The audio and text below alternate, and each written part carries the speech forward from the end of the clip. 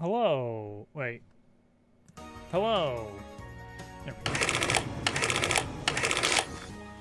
Oh, there are shenanigans. Let me tell you. Let me tell you what. All right.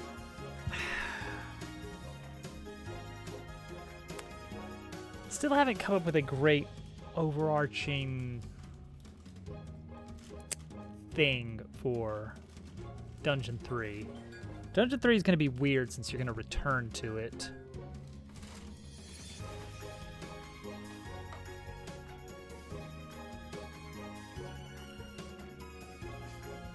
Okay. So potentially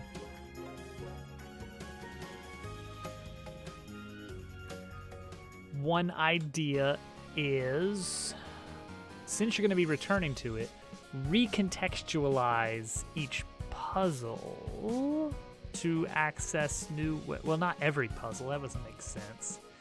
Because you're going to be able to go through this in 3 different states. 1, when you initially get to it. 2, a second pass after finding an ability upgrade in the dungeon. And then 3, returning to the dungeon with a new partner. And my initial thought was, okay, you're going to enter the dungeon, some kind of introductory room, and then like a 3-way split where you can't pass to the left side without the partner ability. And you'd basically have, you know, dungeon room, whatever, however it's organized. You'd have right half of the dungeon, and then left half of the dungeon is only accessible with the new ability.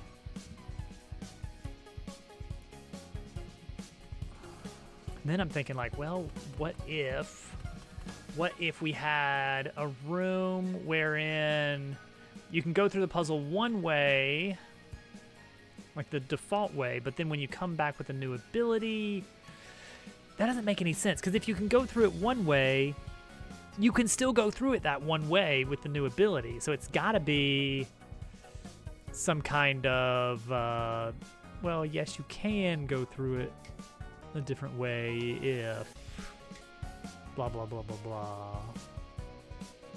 It really has to... New ability can really only change which exits you can access in a room unless we have some major overarching thing that you're doing. So in Chapter 2 dungeon, it's all about... You've got these 2 wings of the dungeon, and it's about you go into the end of one side and you turn on the electricity, and that changes the room you just came through to make it more difficult to pass through on the reverse. And then also it creates electricity in the main room that you can then redivert to like the main door, power switch, whatever, it doesn't matter.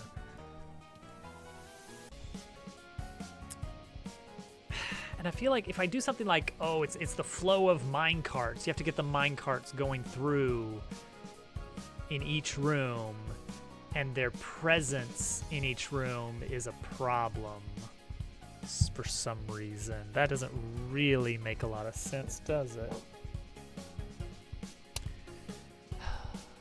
Because right now I've got some stuff going on. I've got some mine carts happening.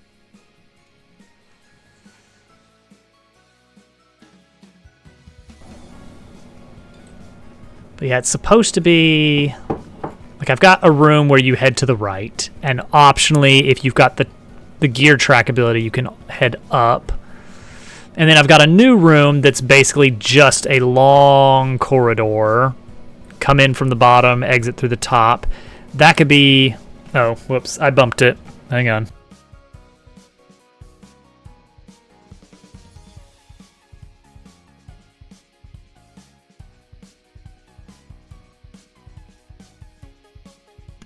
That cord is definitely frayed. I should really see about getting a replacement cord. It's a standard cord, I assume. Yeah, it's seen better days there. That's probably really the problem. So yeah, like you could add a room here. It's cord sized. This room is kind of unique in that I start introducing, like, it's getting a little bit darker in this room. And I do want to have like a dark room puzzle where you're directing minecarts full of like glowing crystal or something. And that is how you proceed. It's like you can just walk along this narrow path, but you can't really see it unless you have the lights going, which makes it easier. It's like you can't actually see the tracks. Your path forward isn't blocked. It's just you can't see it. I mean, not really a funhouse maze. It's just going to be like a dark, like a bridge over a bottomless pit kind of thing, and it's dark. And then that can drop you down into the pit at the end of that, because that kind of fits. Like you don't see the pit because it's dark. Sure, that works. And then that leads you down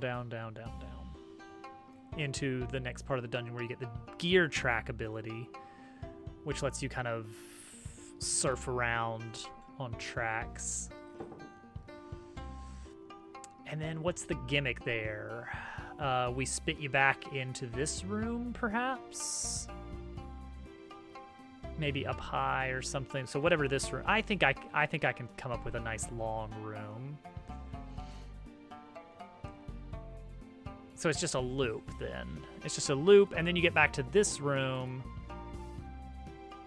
which isn't that crazy difficult to deal with at this point, because now it's just what is it now? What is that room? That's this one.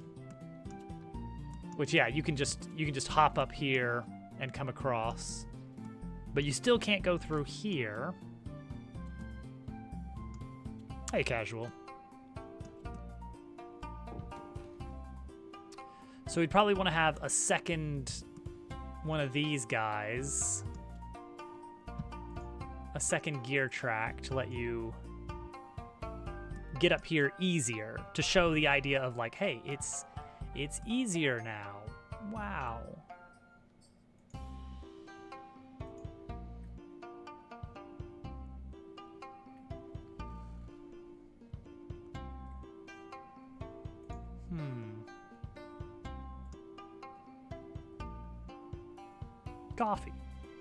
Coffee. Like introducing the idea of alternate routes is good, I think. Where's the fade zone? Here. Okay, so yeah. What if we have a gear track here that lets you kind of, I don't know, ride along the bottom here. If we do that, we need to move the fall zone down a little bit more,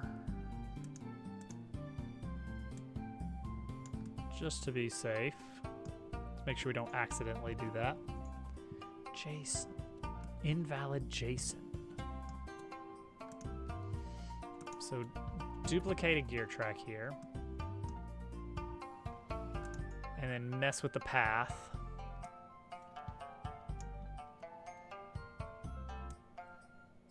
Make it unique.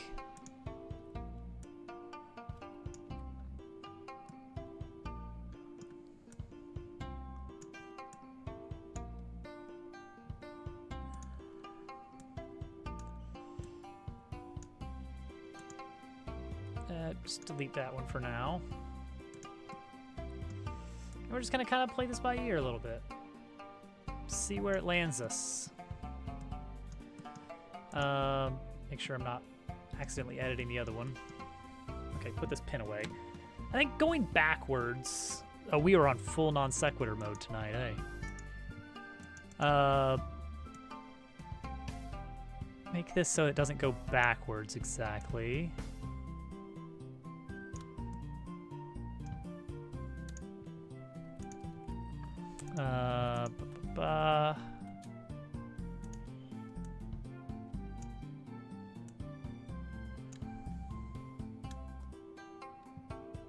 That seems fine.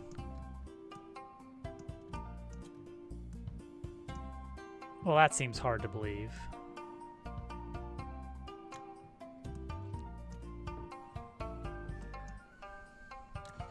Okay, so we can just kind of move this all the way down here, so it's like a little weird, who knows exactly.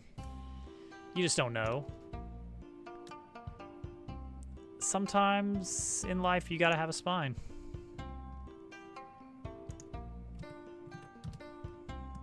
Don't know what else to tell you. It's just the way it is.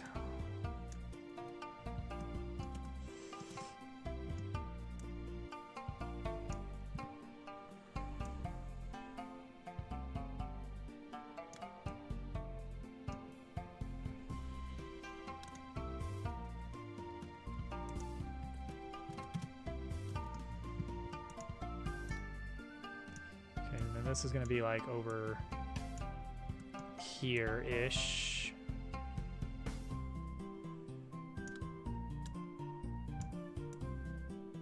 What happens if you take damage?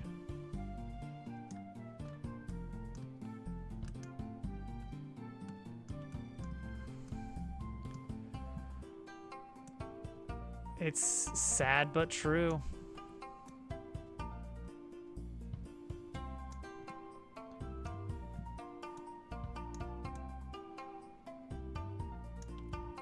So this is going too far then, right? Yeah. So I feel like I need to add another point here.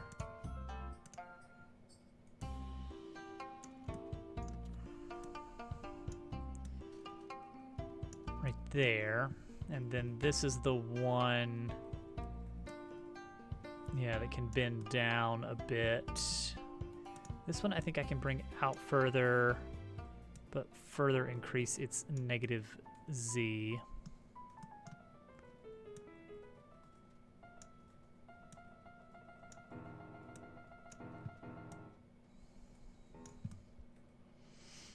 Okay, so this is gonna be weird, but let's see what happens with this. If I just attach to it right here, can I? I cannot. Go, go, go, go, go, go, go, go, go, go, go, go, go, go. Uh-oh. Oh, I don't have it unlocked, I guess, is the idea. No, I should.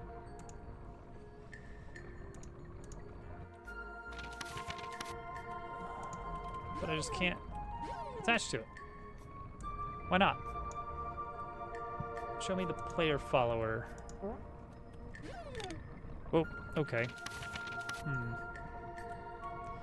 It seems a little bit upside down here. Like it can't quite get to me.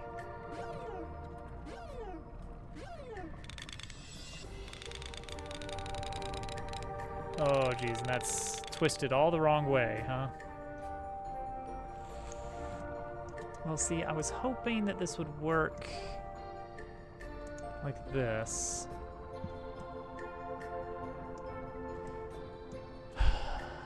But in hindsight, yeah, that's not gonna flip the right way, is it? I wish there was a good way to reverse a curve easily. Unfortunately, not the case. Okay, I want to reverse all these points. So this one is coming to the top. Okay, so the negative 23 is going to be our new first point. So here's going to be our new final point.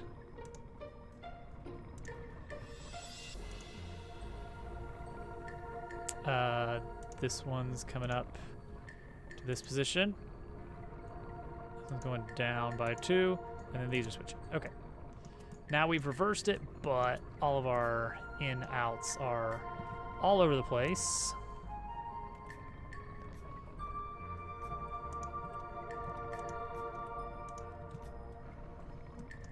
Something like that. I don't know. It doesn't matter.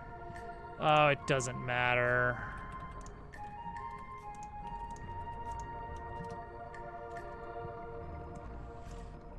All right, whatever.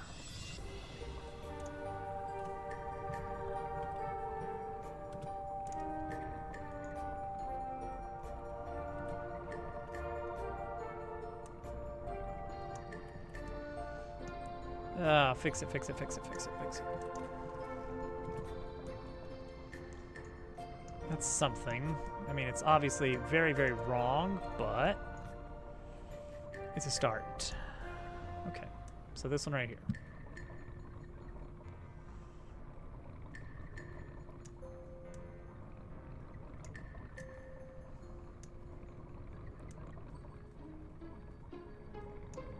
Change this to something like this. Okay. Why doesn't the player follow node actually follow the player? Oh, is there something weird going on with like it being offset or something? Because I'm not on the global. Oh, wow. Neat. That is a pretty gamer jump right there. Okay. Found a skip. Nice. Yeah, see, it's supposed to be following me, but it's not. I think there's something busted with the curve track. Well, that sucks, but okay. What is wrong with that?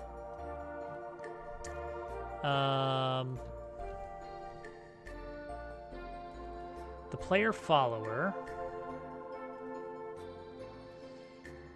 Okay, maybe something else.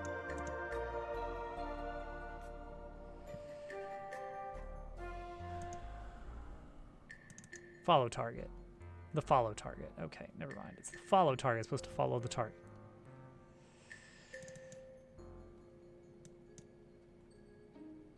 Get closest offset.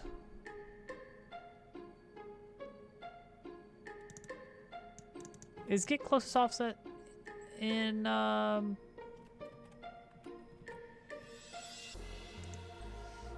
closest offset meant to be used in simple baked or sample baked? Okay. Yep, great. Now it's grabbing global position. Does that matter here?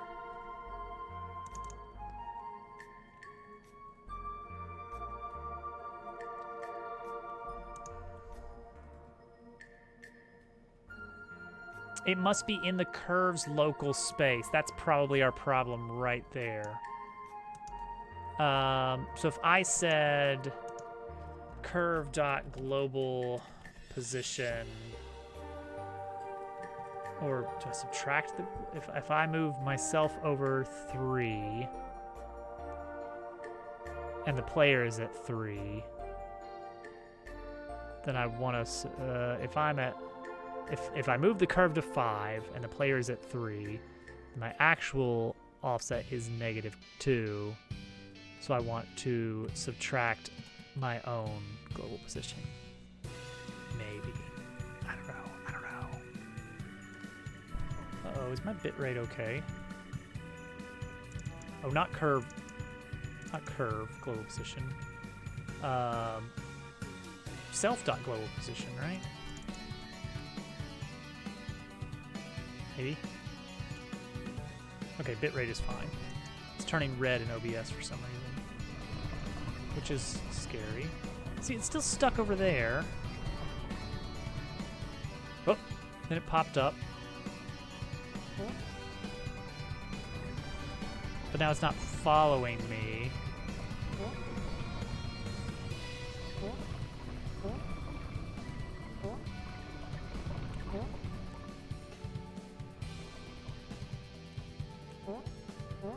I can't see where it is right now. Huh.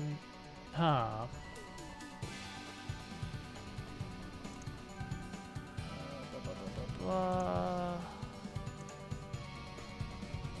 Ba, ba, ba, ba, ba. Yeah, it's something going on like that. I did, Willow.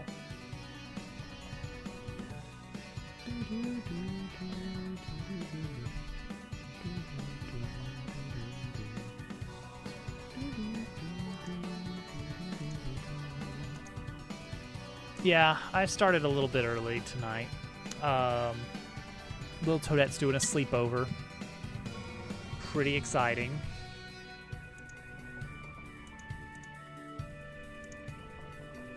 Why is it not following? Yeah, typically that's going to be fake platform. And then it's like, oh, you want to get the money out. Okay, you got to enter your bank information, or you have to pay a fee to extract any money because you've only received see, and they make it sound like, okay, I could kind of see that. It's like, oh yeah, because I've only received money, and so they don't know I've got a real account until I actually put money in. Okay, yeah, well, I'll put it in, but then I'll take it right back out, and it'll be fine. And then all their FAQs will say, yes, of course, that's allowed. That's usually how those work.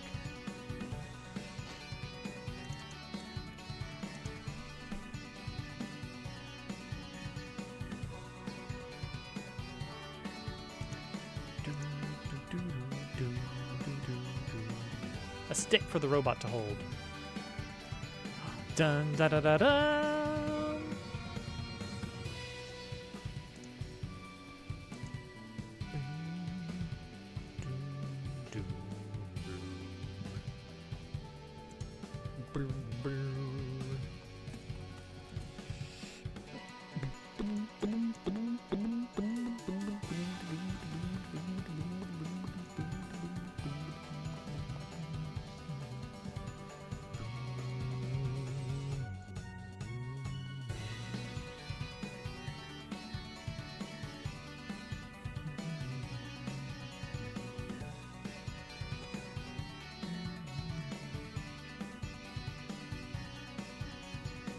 Sleep for the week.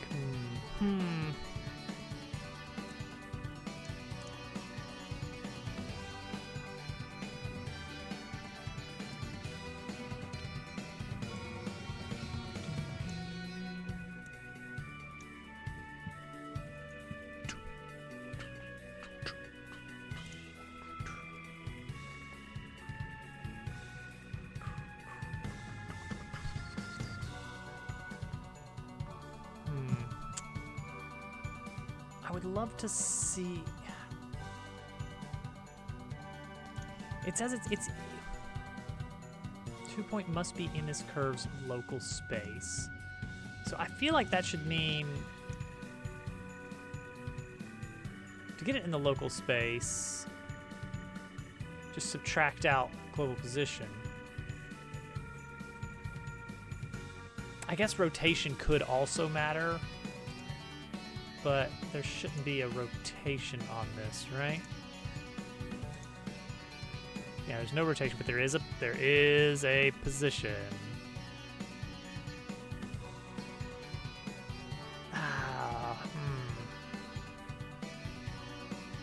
Now, was there a position on this one as well? There was. That could explain why that one was being a little bit weird to me. Actually, yeah, let's look at this one. Let's look at this one.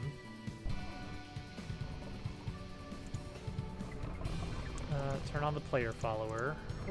See, this looks fine. It's tracking my location.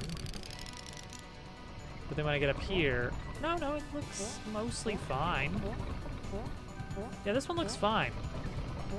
But then again, what if it's because it's, off by, like, let's try this. Let's try this just as a test. Let's rotate it. So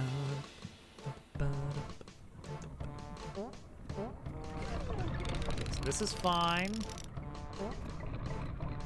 And it's not following in this middle ground. It still seems to be following me. Yeah, like if it was getting the closest. Yeah, notice how it's not changing here. You'd think it would be like, sliding up, but it's not, and it's because it's not following that transform. But that's fine if we drop the rotation stuff.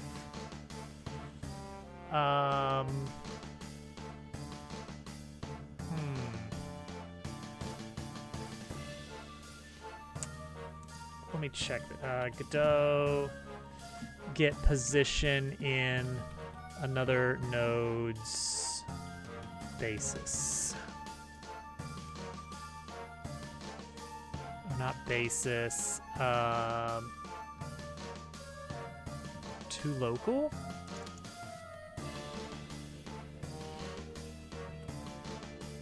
To local.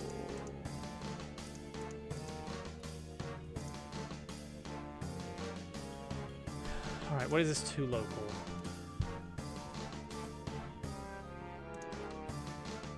To local. Transforms a global point to this node's... Okay. So you just pop it into this function. So I just say to local. And then hope for the best. Let's see what happens.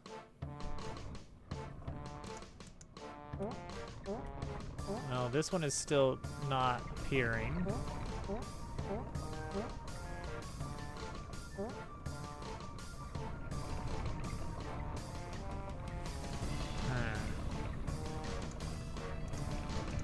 If I reset this transform,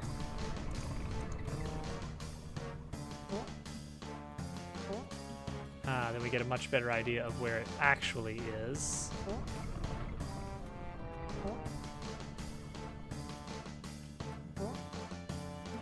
Or do we?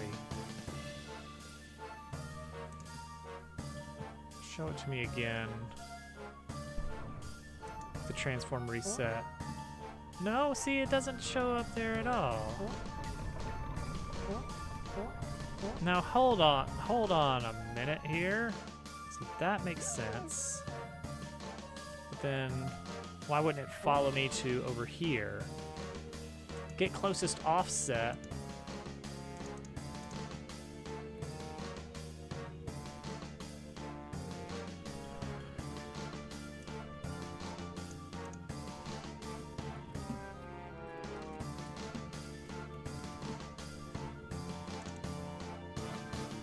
This should be... Oh, I see some pulse in there. Oh, because that's from the other one that's not set at 0. Okay, so yeah, that's what gets it to give me the exact position. Get closest offset. We got it in the local space. Returns the closest offset to the point.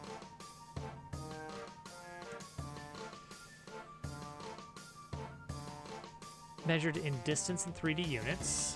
Yep. So progress would work.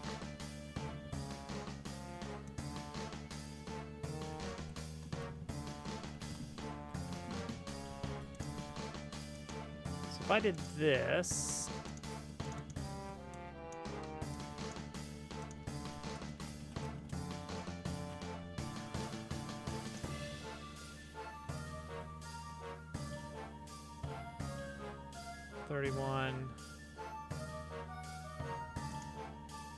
$31 is the length of it. So it's saying, oh yeah, that's the closest point. Over here. Now what's it looking for? Is it looking for his wheel position or his real position? Follow target. What is follow target? Player location trick. Player location checker. Okay. Global transform.origin. Let's just do this. Does this make more sense?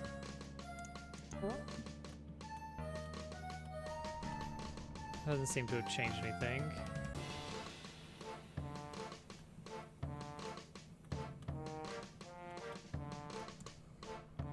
Okay, cool. This, all right, add a prism.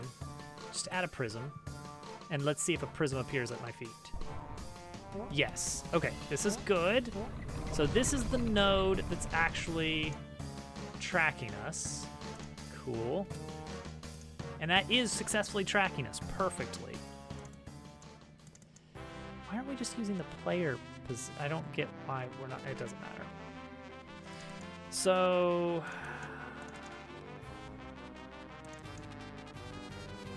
get the offset, the closest point.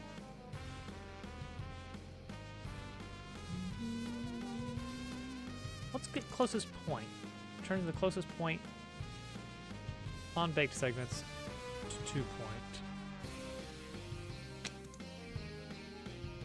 Dang it, I didn't think we were gonna need to troubleshoot this anymore. I thought this feature was done, but I guess it's a little buggy still. All right. How do we figure out what's going on here?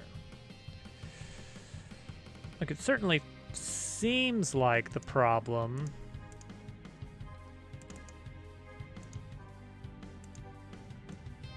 is basically this thing right here. Now, if I did this, will it follow me correctly? Oh, well, I guess for one thing, this one,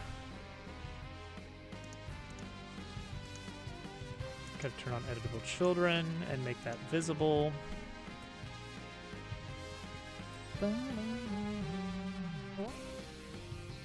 This one follows me perfectly. You see that? That's actually following me.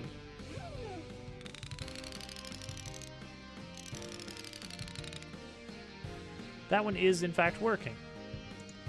Now, what if it was in a different, what if I turn it around and move it way over here? Now does it do it? Where's the problem here? Perfect. Absolutely perfect. Okay, cool. So then, what's the deal with this one here? Why doesn't this one want to work? Because it's position. Well, I've really busted it.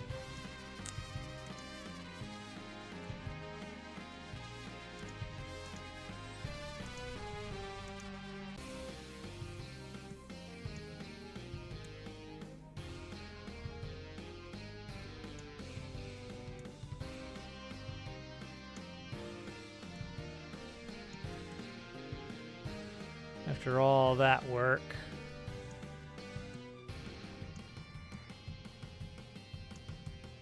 Also, apparently, this this ground needs to come out farther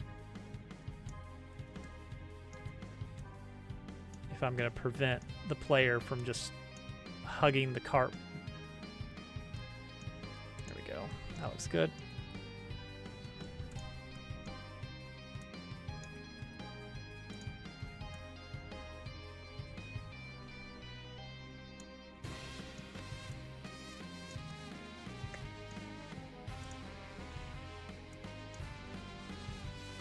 So here I could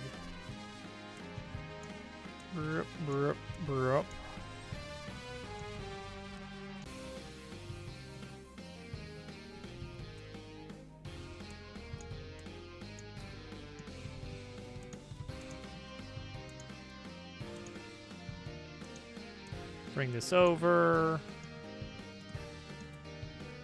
and over to here. And then another one, which is going to be up like this, and that's fine. I just need to test this.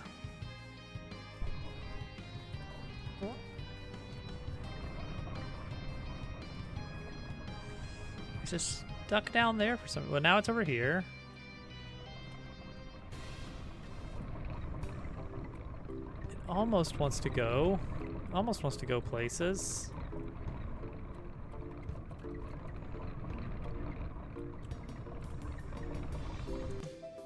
All right. Huh.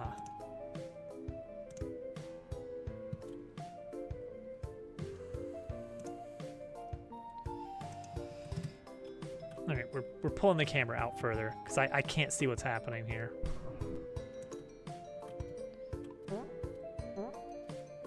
Vertically, it's great,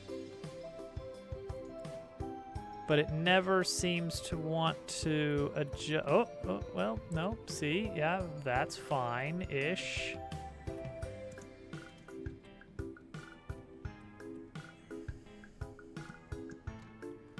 What's the deal with this guy? The following should not be this hard. It's not weirdly scaled.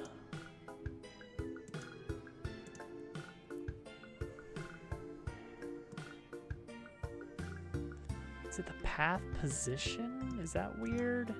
The path follow is just gonna follow the path. Nothing really to be done there, and this is just gonna follow the player.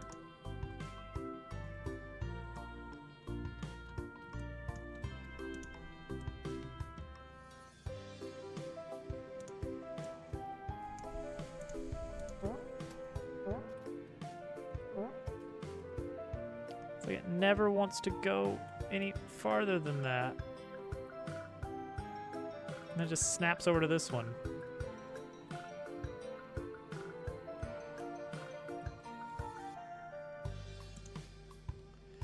All right, you know what?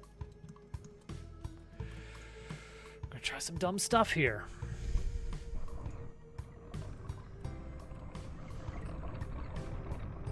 Why are you over here? Why are you not following me to the left?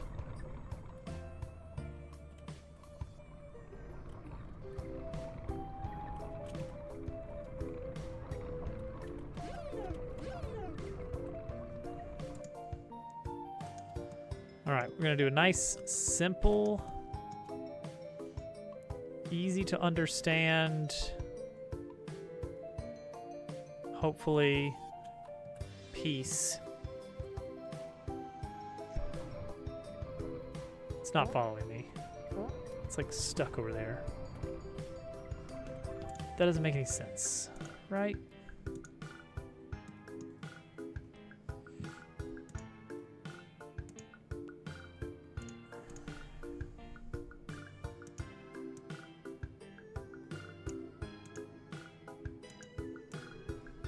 How about now? Is it something to do with the paths? It is. There's something to do with the path being offset. I don't know why. But whatever. Sure.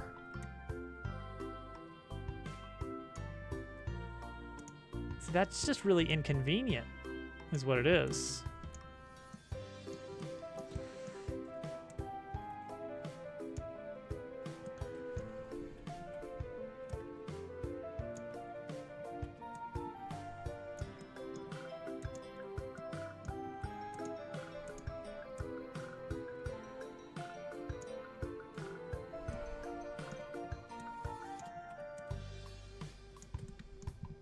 How does it decide? That's fine, doesn't matter.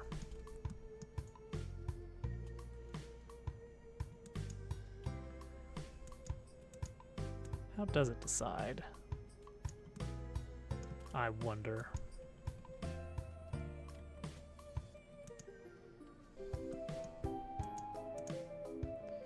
No, I'm not clicking you. I'm clicking you. There it goes again.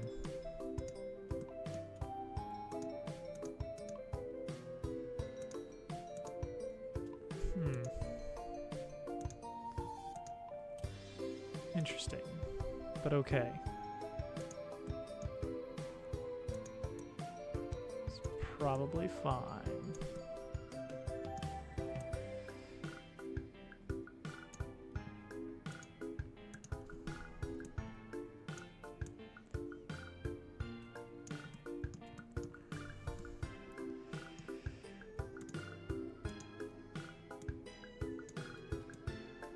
Okay, nice big straight line here is easy. And yet another one.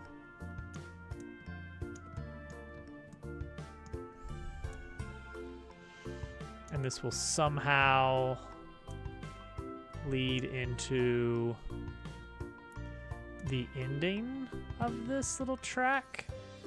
I'm not totally sold on how this is going to work, but maybe.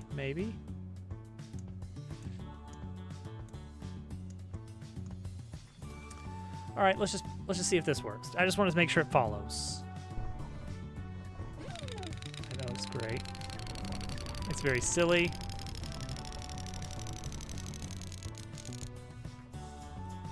Well, it got me here. Rotation is all wrong. Can we adjust that from here?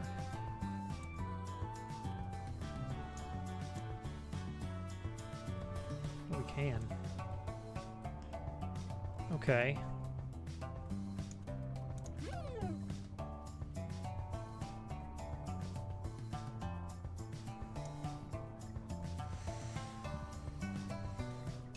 Huh. Okay.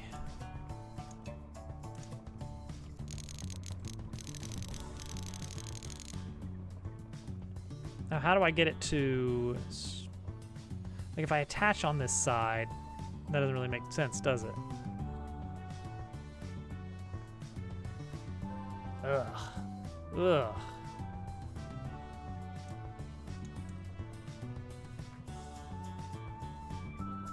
Oh, thank you, Mr. Mike. I'm glad that the gears are appreciated. They are an important part of the ecosystem here.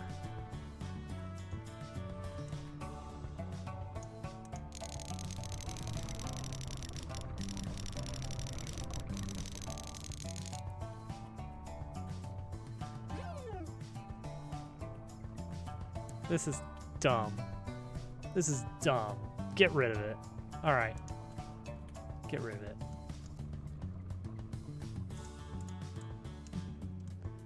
Pointless. Just take this one. Duplicate. Move it over here. Make the path unique. Take this last point, move it over, move it out.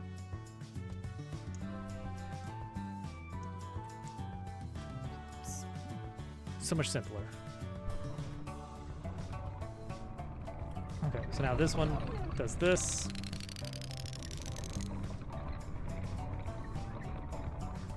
And this one does that. All right, that's great. That's fine. There you go. Now you have a shortcut for the way back.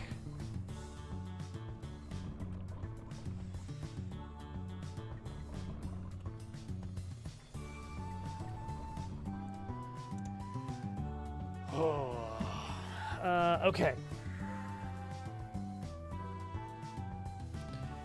Simple. So much simpler. So much simpler.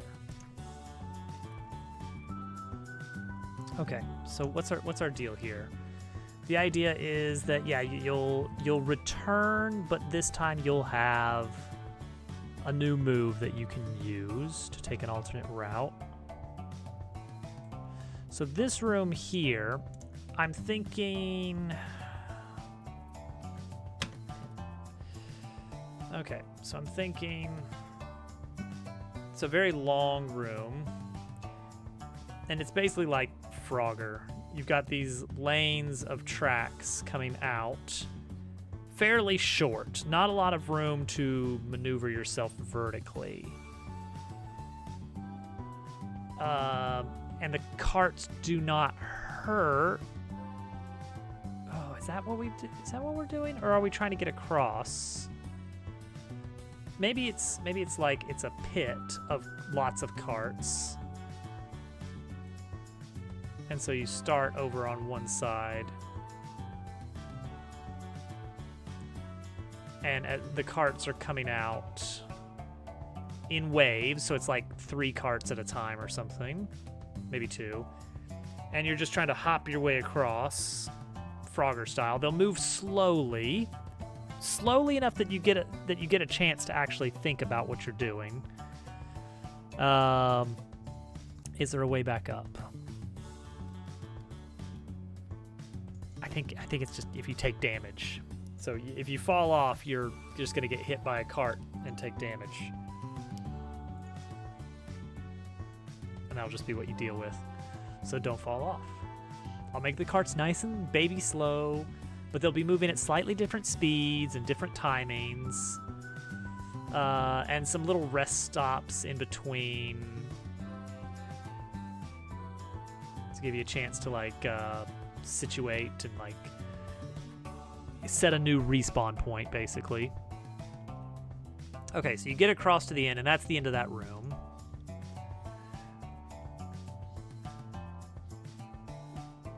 Actually, no, it's gonna be you're gonna be entering through here.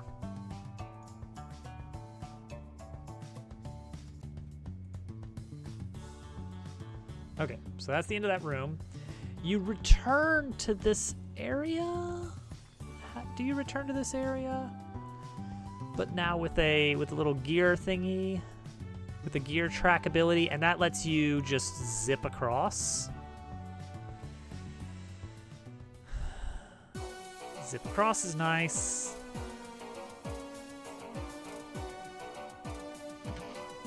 Personally, sounds pretty good.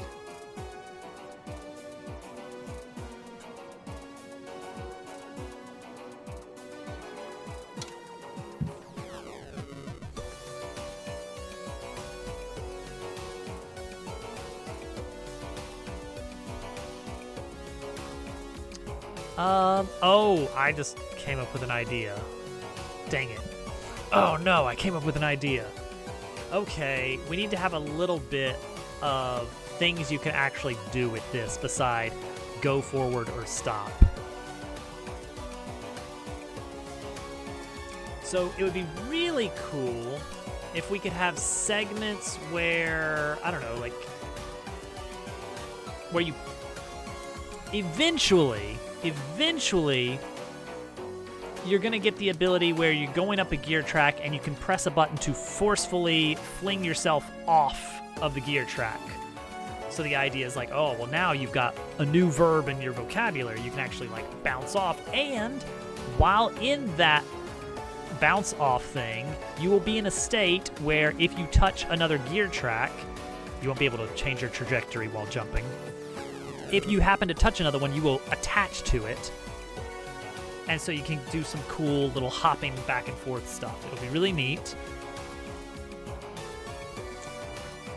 For something to do in the meanwhile, what if we make it that if you reach the end of a track and you fall off of it, that also counts as that launch state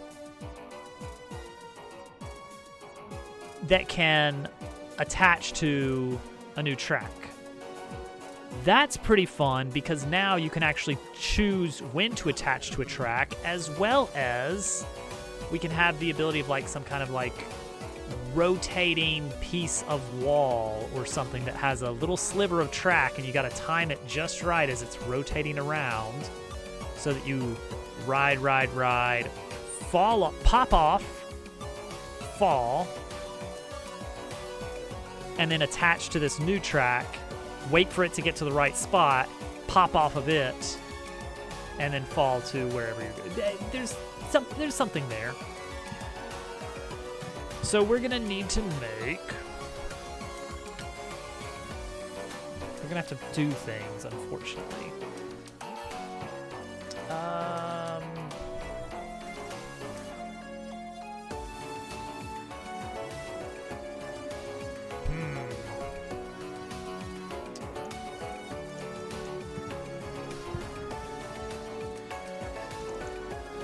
What is that thing I did? How did I do Leon's partner move when you're flying through the air?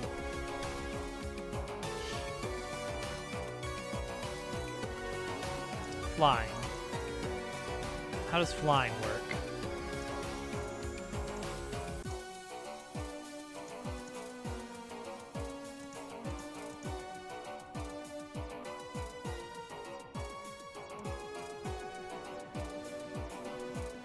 Backflip along center. Okay, there it is. What does backflip along center mean? I mean, I know what it looks like, but what's actually happening? It's only changing the rotation of the sprites, which does not control... Oh, wait.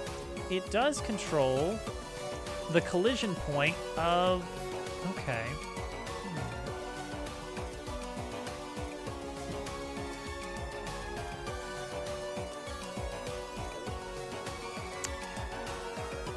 Okay. There's something to that then.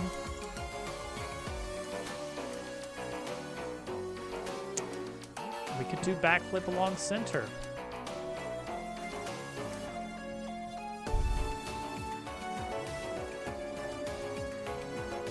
That would actually let us catch where it visibly looks like it should catch.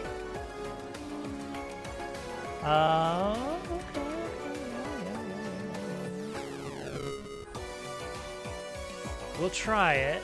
We're gonna try it. So gear track on detach.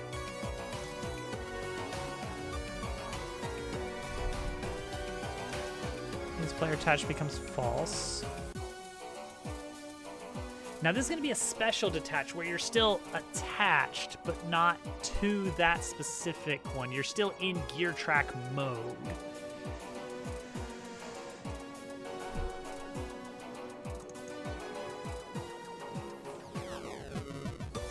So we need to have a function for when you reach the end that we can later recycle for another thing.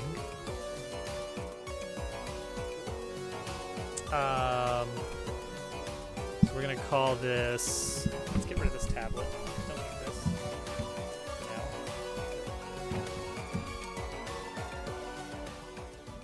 Trying to weight this down. Let's have this be,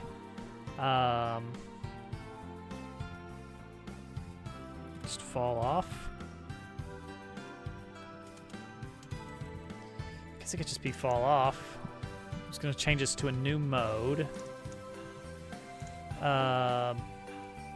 Player, is that? Yeah, that's that. Do we have a player manager?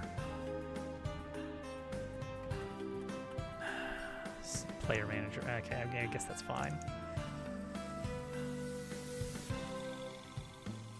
So we're gonna need the special, excuse me, player code, maybe?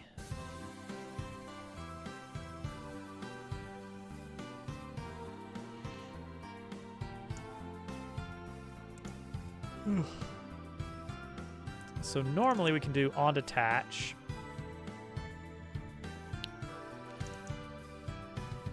But instead,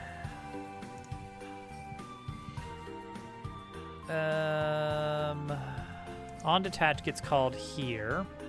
What else gets called when you release Gear Spinner? You're no longer flying. Good.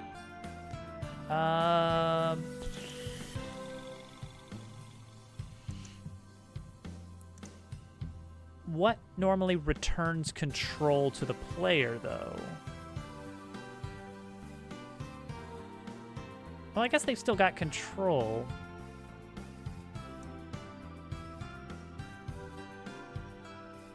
It's just the on left, on right business.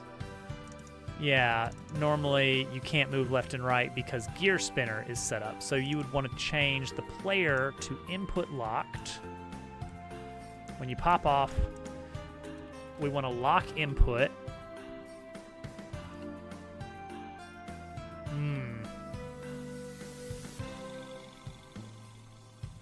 Well, this is going to be tricky now, isn't it? Do I need to keep track of the... Is player popped from? Sure. It's is player popped from. This is going to manage the player logic here.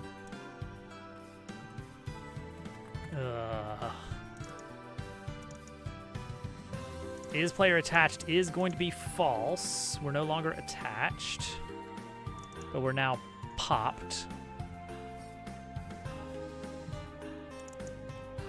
And while we are in this popped state,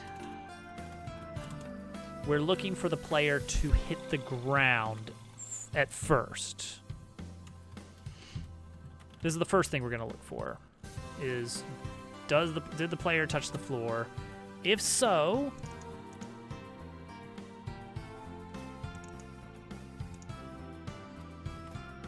we're going to say, okay, we're no longer in the popped state, and we can now actually call... Oh, well, So when I want to pop, I do want to detach. Fanny Slam, thank you for the lizards. There they go. Behold. Lizards. Bring out the dancing lizards. So that was that's a very, I think, a fairly American reference. The lizards, they never age. Perpetually in limbo. Fall off.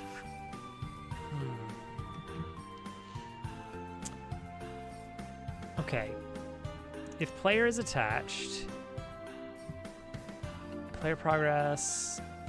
Okay. I want to say. Oh, see this right here. This right here. So we can check it here, right here. No, we can't. Can we? No. We'll do this. Max progress. Didn't I try to do this before? Probably. And I replaced it with that. But now I need this.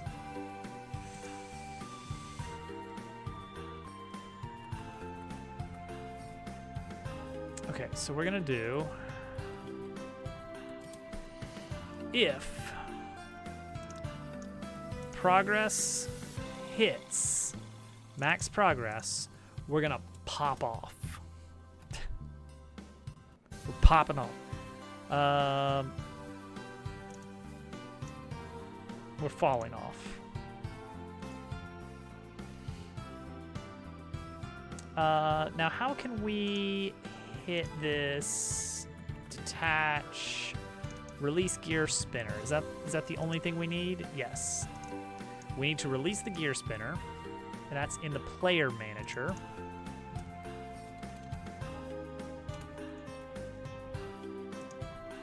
So that is scene manager dot player manager dot release the gear spinner. So get off of the gear spinner, lock player input, set the flag that says, hey, you detached. Player is no longer attached. Partner should not appear yet. So this stuff should only happen if we're not popping off. And then once we land on the floor after popping off, then we are no longer popped off.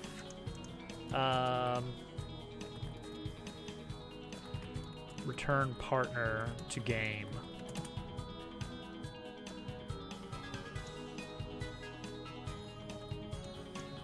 I just realized that I did something wrong. Yeah, right here. This is actually where I want this change to be. Okay, so return the partner to the game. Normally happens on detachment, but if you pop off, then wait until you hit the ground, and then also undo the player input lock. Return control to the player. All right, let's test this. We're just gonna roll up the track, hit the end of it. We should fall off.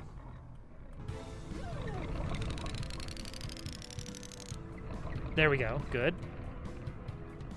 Latest Snake version. Okay, okay. Let's give it a listen. Oh, I forgot to announce. Did you guys know we're going to have a special anniversary stream Thursday, January 29th at 8 a.m. my time? Isn't that crazy? Where's my regular music? There it is. Okay. Sorry. That was really loud.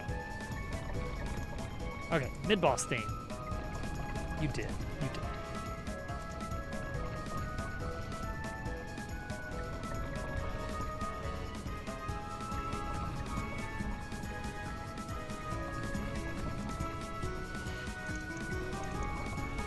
Okay, I want you to backflip.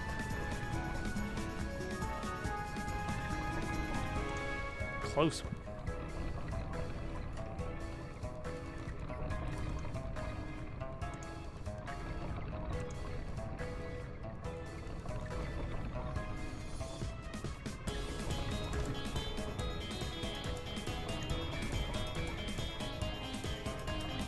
Break out the noisemakers. Break out the lizards.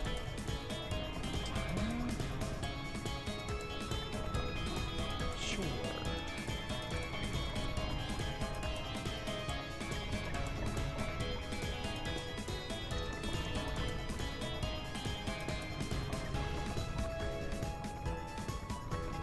I guess timer is good.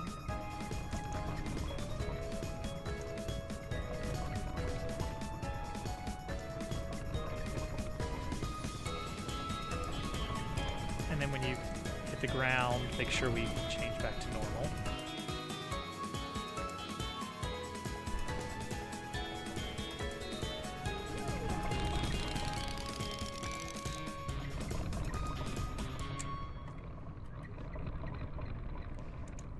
Honestly, casual, I think that's plenty. Why did I turn around when that happens?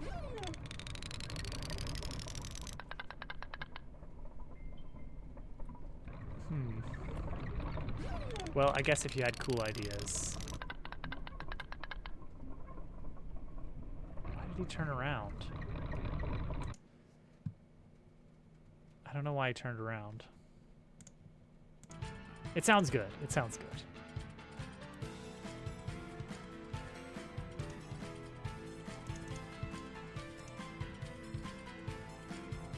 Sprite rotation Z.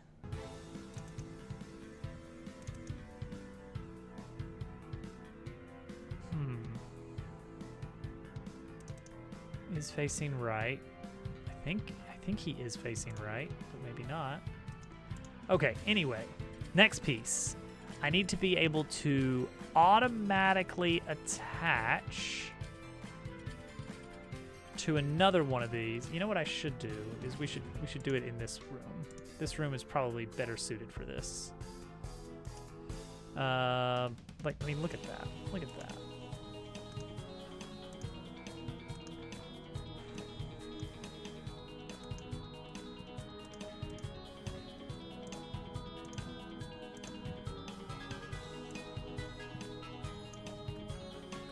So we've got a big old click, click.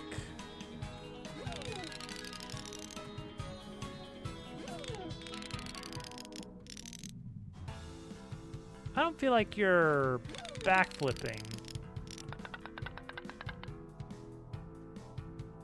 at all. At all. Where's the backflipping going on here? This is the worst backflip I've ever seen. All right, hold on.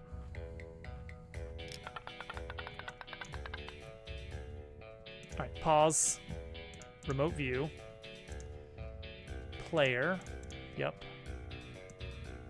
So, backflip is supposed to be angle. It changes sprites.rotation.z. So sprites rotation currently -3.1. Great.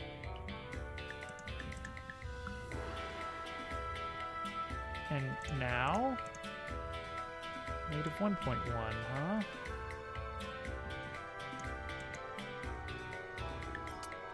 I'm not seeing it, buddy. I'm not seeing it.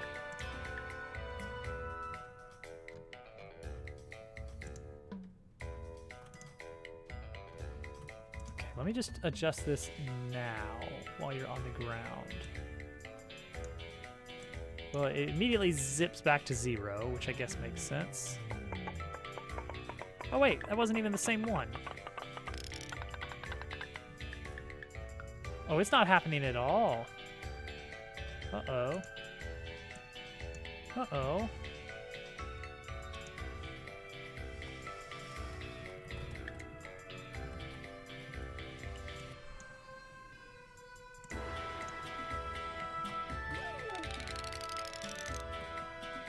Okay, it did happen there.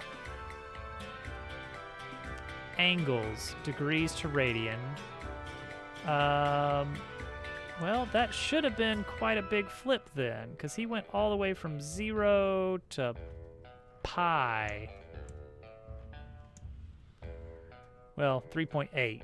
So more. He should have done more than a full flip. All right, what's adjusting sprites.rotation.z here?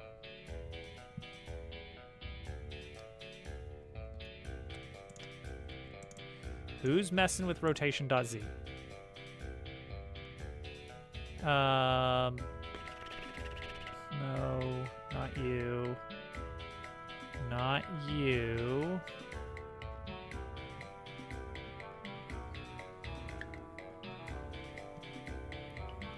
All right, it's got to be somebody doing this.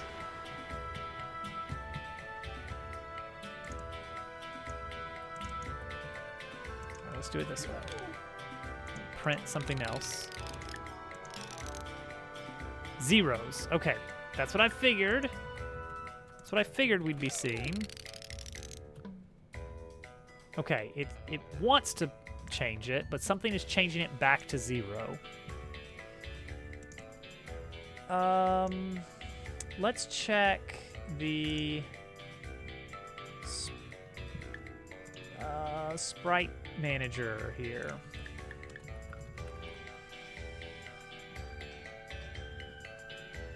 Okay, that's the sprite 3D object, which is different from the sprite container.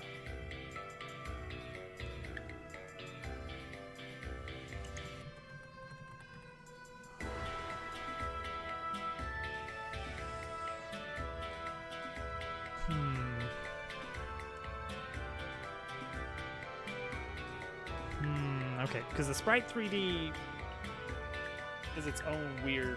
It's just the flattened piece. But the sprites themselves, that is also... See, that's got to be... Is there something in the player code that's doing that? Oh, that's... No, this is the player manager. Nothing in that. Actor base. It's not messing with anything. Not the main rotation either. Only the rotation Y makes sense.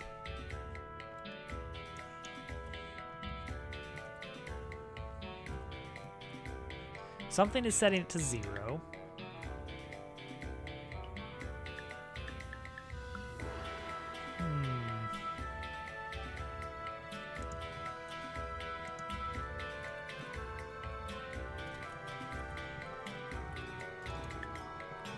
Anything like this? No. Well, that's close. Oh, wait. What's this? Oh, that's start spinning. That's start spinning will do that. Okay, but I didn't think about tweens possibly being something with this. Oh, yeah, because that could do it. It's not doing it in this case, though. What code is messing with this? All right. Easy enough to find out. Easy enough to find out. What we're gonna do is at the end of the process call for sprite handler, no, for actor base, we're gonna call backflip along center. So every actor is gonna start being upside down. Great.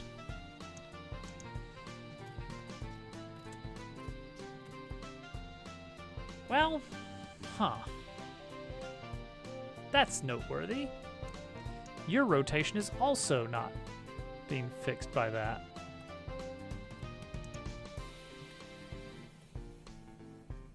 Huh. So something after that? Maybe it is the sprite manager.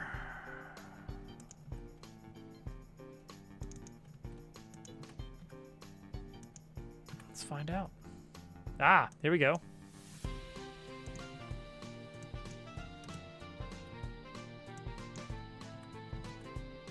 Yes. Okay. Something in here. What?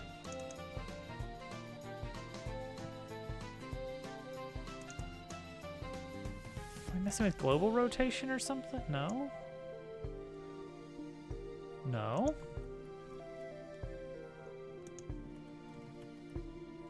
Okay, not there. Here. Oh, okay. We're narrowing in. Wait. But, does backflip affect the sprite 3D? I thought we just determined it's affecting the sprites node, not the sprite 3D node. These are different things.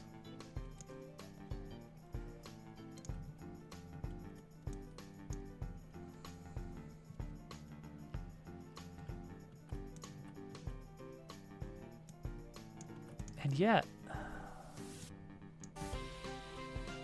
well, that doesn't lie. I mean, that is saying that after that, oh dear, oh dear. I want this guy upside down. Okay, so if I just remove this, well, this is a problem now, isn't it?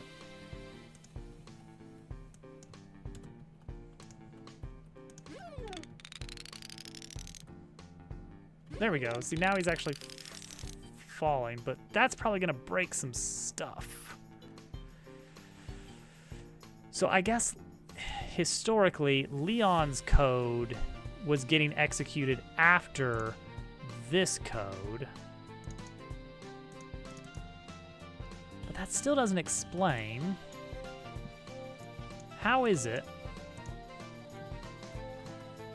Heading out? Okay, hold on. I'll be right back. I'm gonna put on clips. Yay.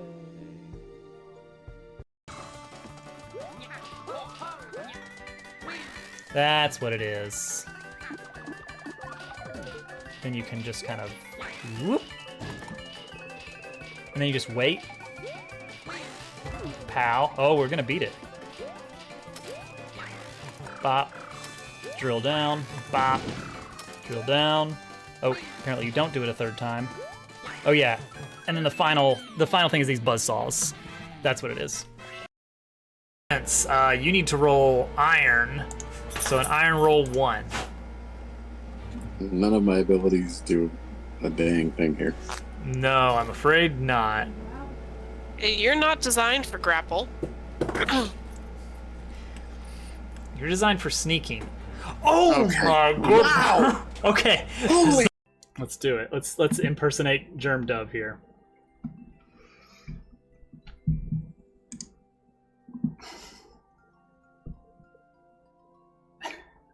There we go.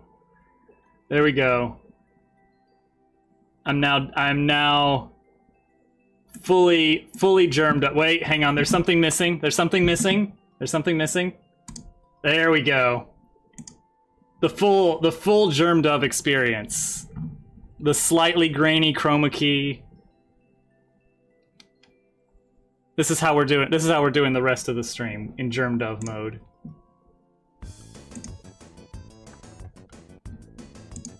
This is truly a new era for the channel. Stealing other people's layouts. I see it now. I see it. Little Sparky.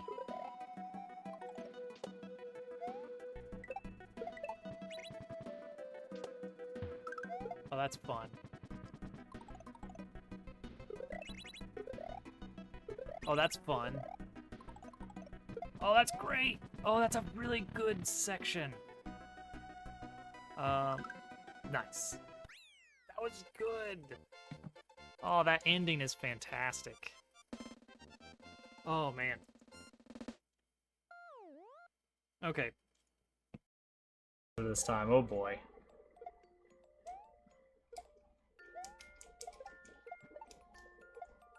Oh, but so the suggestion thing, the level idea thing. All it does is it grabs a random item from each list. In some cases, it grabs like multiple items, or it randomly decides that it doesn't want any items from a list. All right, so. Oh, wow. I feel like I got super lucky on that one. I guess just throw Luigi at that last jump like 4 or 5 times and he eventually gets it. Oh, first clear on a Peth level. Good job. You've proven yourself worthy. Not what I wanted you to do.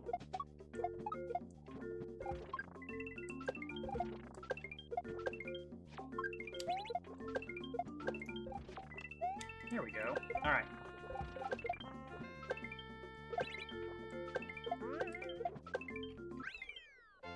There we go. Simple as that.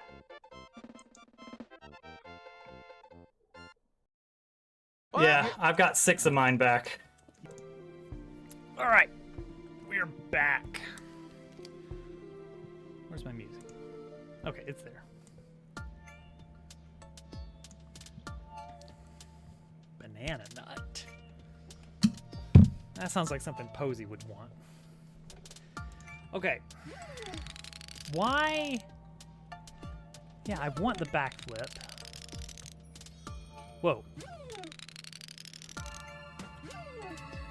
Something with velocity happened there.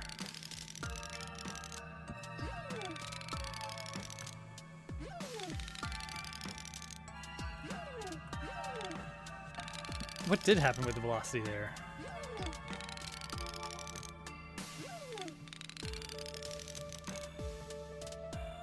Oh, maybe it was because I would come in at it with velocity?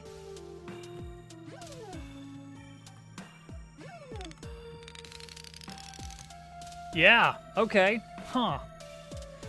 Well, let's fix that. These gear tracks are still quite a bit buggy.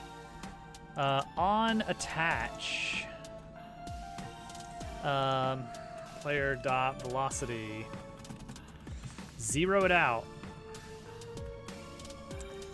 The backflip business. Backflip faster. I'm gonna leave a comment here. Commenting this out to make backflipping off of gear tracks work, but this might break other things. There we go. Little note. Originally, I did think of them like standing on top or something, but ultimately it comes down to it's going to clip through stuff and look weird. I'm just not even going to bother. No, partner is not visible because otherwise it's going to look bad. Or I have to design around it and do like weird stuff to make sure you don't get too close to anything where it looks weird.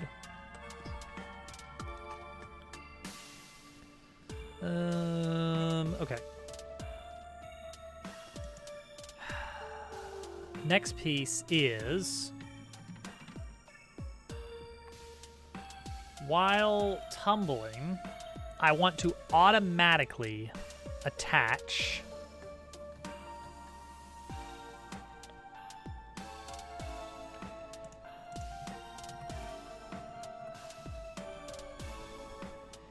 is in spin. So how can I... This is how I attach, right?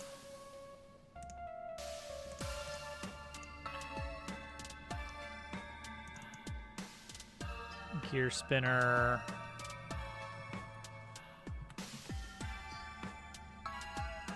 Area 3D entered. Oh, right. Is in spin. All that does...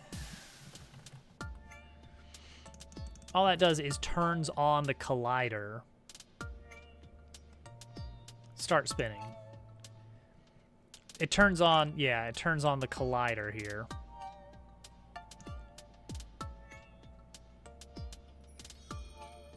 And that's pretty much it. So maybe all I need to do to get this gear track stuff to work, this auto gear track stuff to work, is that we're just going to say player manager spin collider.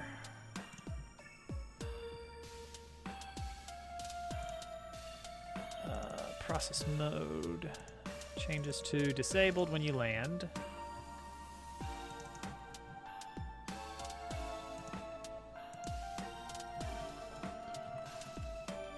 End pop off state. Let's bring all of these here.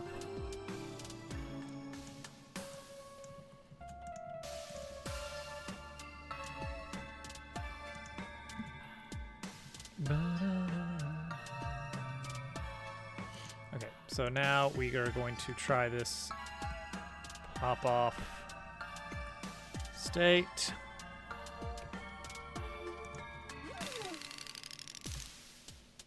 Now I kind of expected it to immediately pop back onto the same one.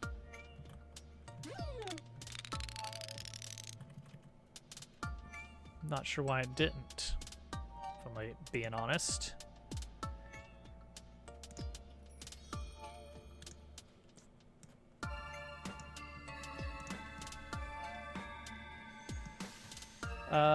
Turn this on so I can see it, I guess. Is that the thing you have to connect to? Is that thing in the back? 'Cause if so, that could kind of explain it.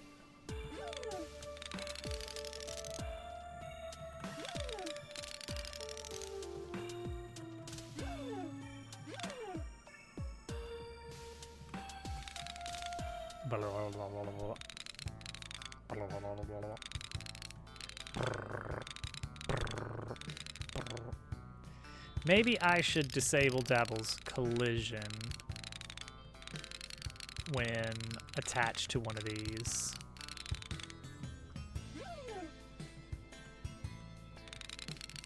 Or just not let it go that low.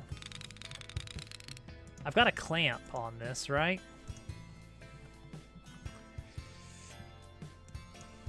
Make it so it can't go below 0.5. Well, that's too high. Let me get... Okay, that seems okay. Yeah, okay, 0.3 looks great.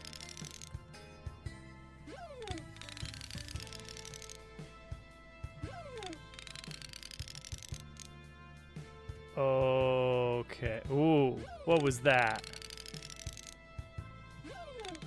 That was me reconnecting, maybe. Like, just by luck. Yeah, okay. I'm in backflip state. I reconnected.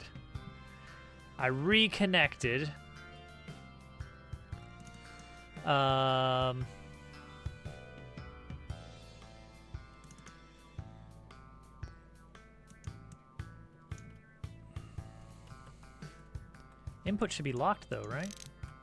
Maybe not.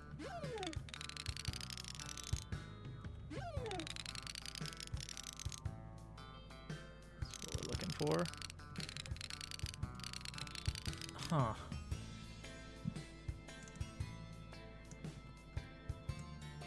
All right. Well then.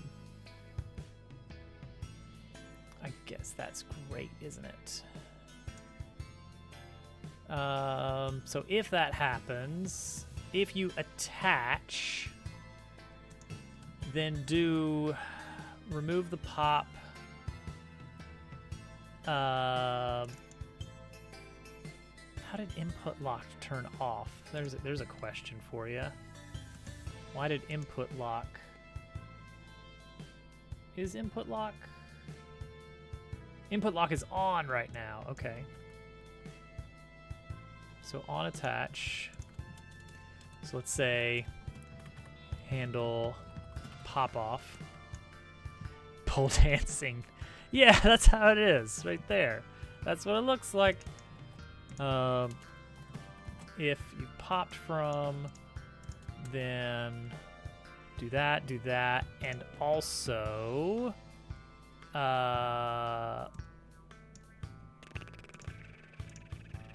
stop backflipping.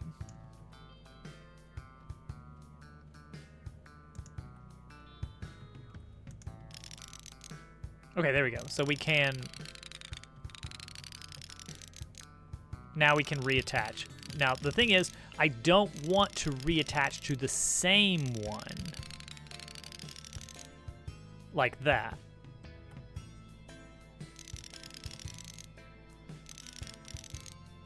Also, right there, I want to set the speed to 0 when you pop off.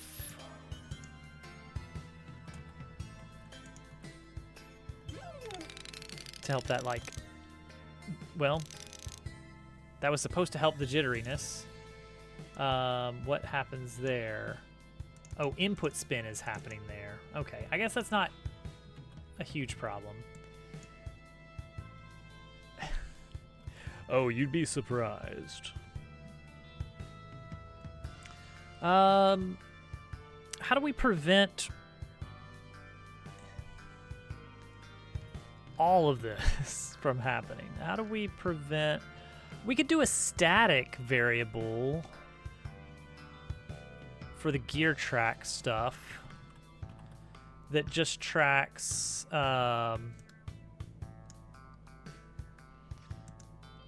yeah.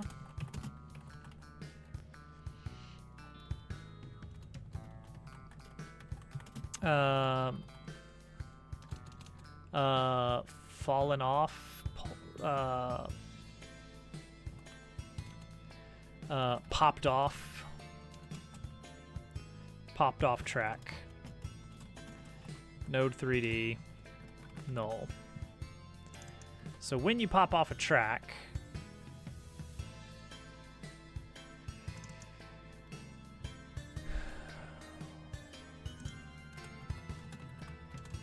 we're going to set it to yourself.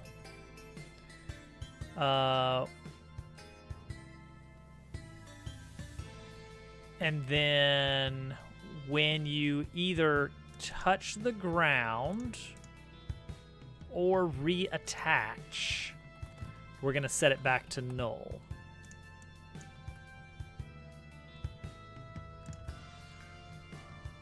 Either one. And then we're going to prevent attaching.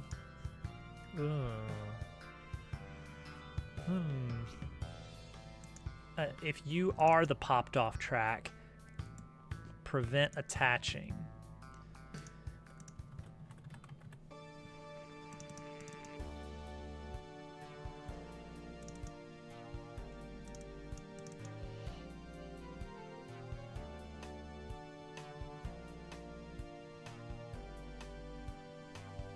So right here, we want to say,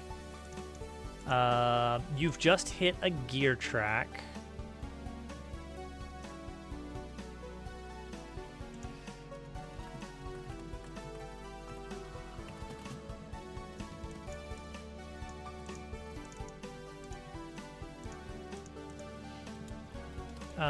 If gear track dot popped off track equals gear track. Then trying to attach to track we just fell off of. Just fall out of that function entirely. Equals. Bum, bum, bum, bum, bum. All right, let's see if that works. So now when we fall off, yeah, we don't reattach. That's very much on purpose. Now, finally, we can do something interesting with this. Here we go. Are you ready? Is everyone ready for something interesting to happen? I bet you are.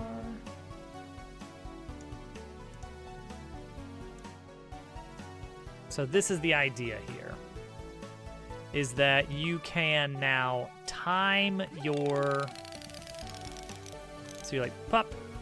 Oh, it missed. Why did it miss?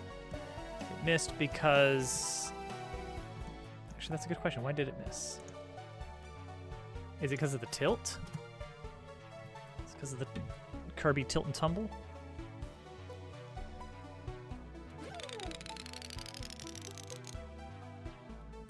Why didn't he attach?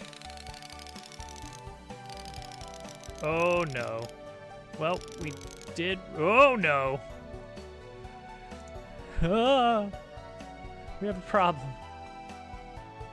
Dang, we have a problem. I need the pop off to allow for a greater catch zone or something. Because as it stands, you can see the catch zone here. If I turn on this little mesh, this is the mesh that control. Oops, dang it! I started the wrong scene. Okay, these are the meshes that have to touch while you're in the proper state. So when I let go, normally, yeah, see, I'm not really in a bad state there. But when we get here, oh, look at that tilt and tumble. Oh, I just happened to catch it there, but like barely. And we're also stuck in backflip mode. It's supposed to be that when you attach, though, I thought we had said unbackflip. Nope. I don't. Oh, wait.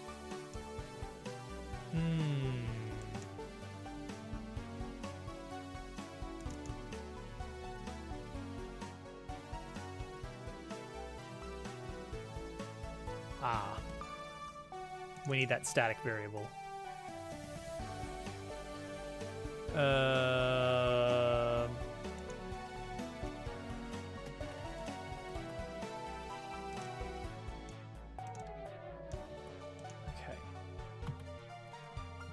Try it again. Bring it on over.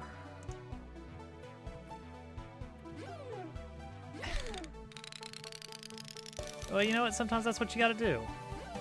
Alright, we're gonna go into slow motion because it gives us more chance to actually catch this. Boom. But we're still in backflip mode. It still is claiming... It is claiming backflips. But I promise we should not be backflipping right now. And yet, on and on it goes. This one is Gear Track 2, and this one's Gear Track 3. Okay, so go into remote mode. Let's examine these.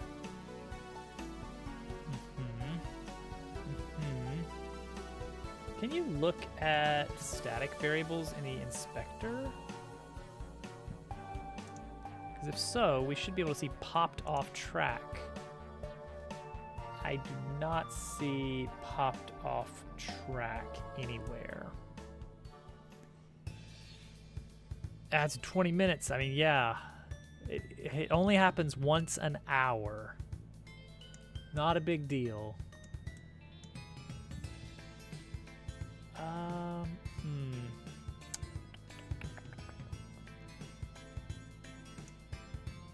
Okay. Let's tell it just for a moment. Print popped off track.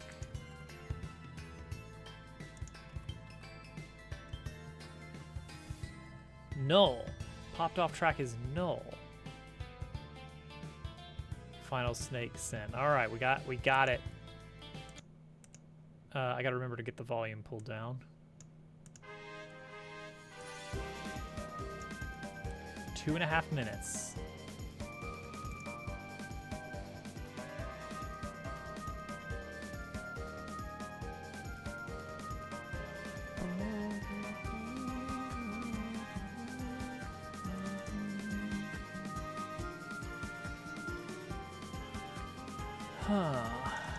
Popped off. Oh, I see. Popped off track is getting set to null as soon as you attach. Okay, well that's a problem, isn't it? Because that means it would always get set incorrectly.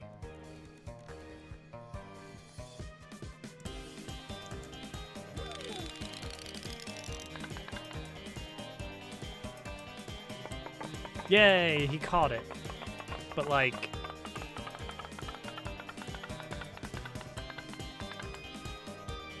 it was a mess, but he caught it.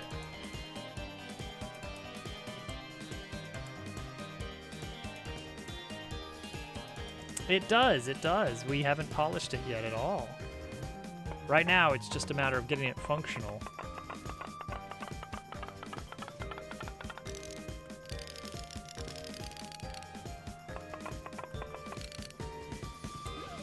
Okay, so the idea is you can dismount yourself, or if you pop off the end, you tumble, which lets you catch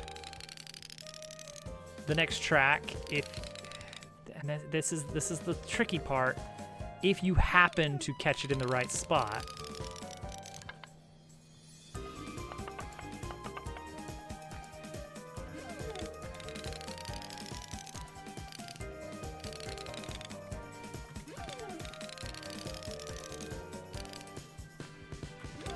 It feels like it should be consistent, but there it wasn't, was it?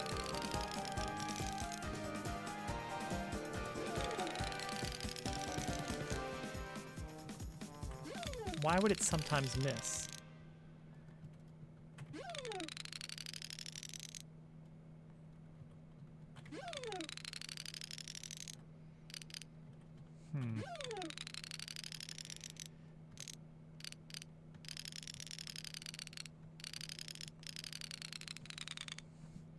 It sounds good, Casual. It sounds pretty good.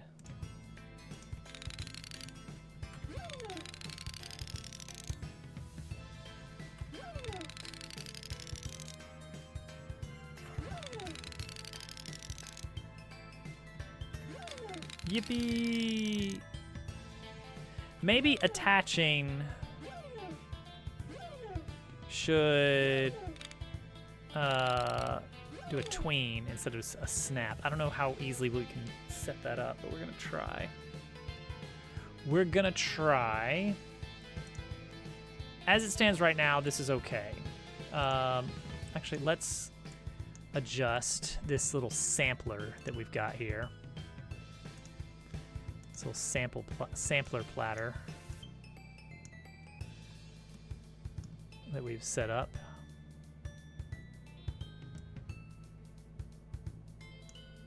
Add an element.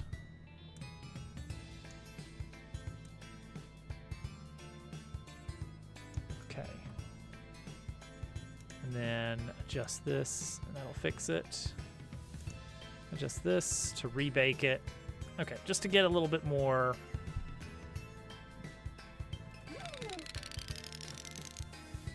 No, that one missed entirely. How did that miss entirely? Oh, wow. Just by sheer hilarity. It's spinning. Okay.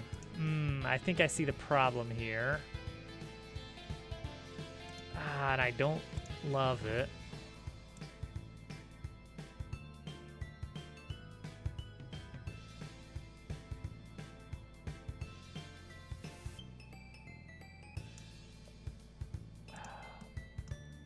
I need to make this. I need to make this one unique.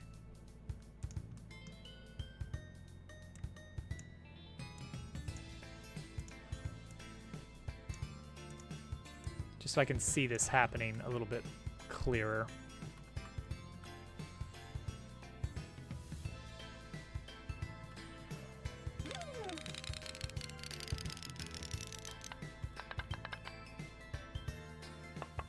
Yeah. So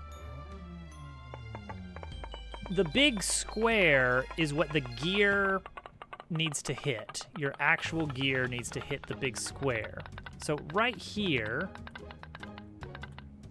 the square is right there because it's tracking your wheel's position, not your gear's position.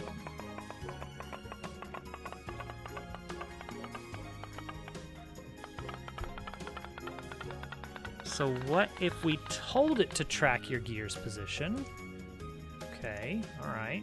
So let's start with that idea. Have it track the gear. That, honestly, that makes more sense. That's the point of interest. That's the whole point of this.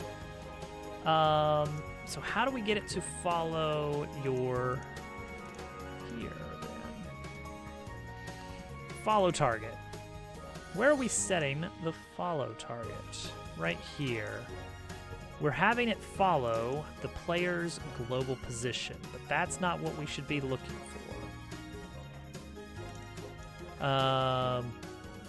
Instead of looking at the player, we should be looking at the gear spinner, or the player gear.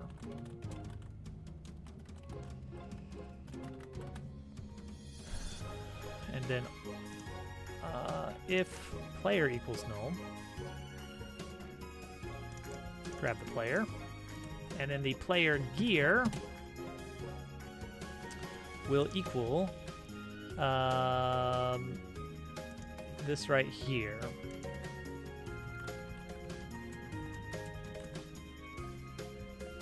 Get the actual gear. Track that instead. All right, so right now this is gonna bump these up, and that's fine. Yeah, because now it's tracking the gear. It's trying to set its position to the gear position. Good.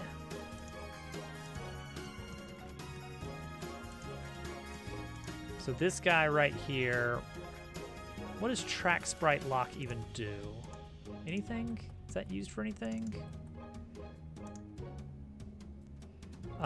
We set the player position to that point when they are attached. Okay, that's fine. Player location checker is the thing that is following the player. Player location checker. Is it? Is that the thing that's following the player? Yes.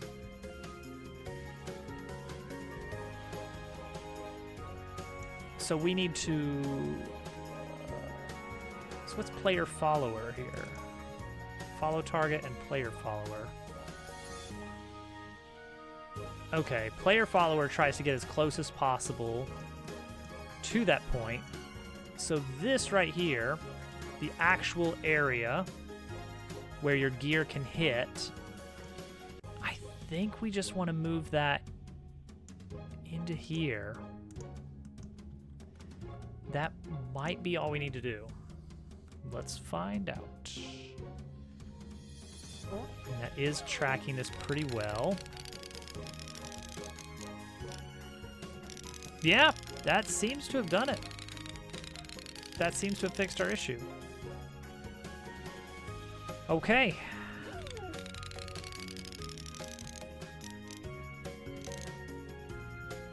Yeah, it's a little silly. It's a little silly looking. Because we're like attaching in the third dimension, which is weird.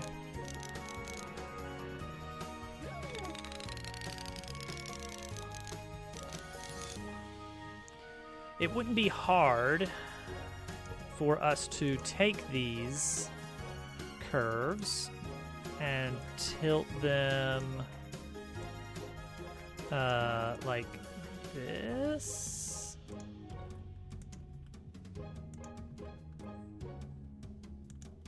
And then this one the same way. Let's see how wacky this looks. It's gonna be particularly weird around the corners, but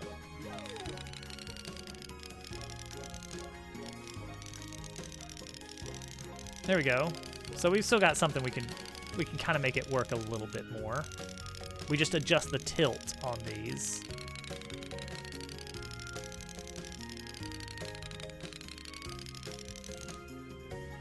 There we go.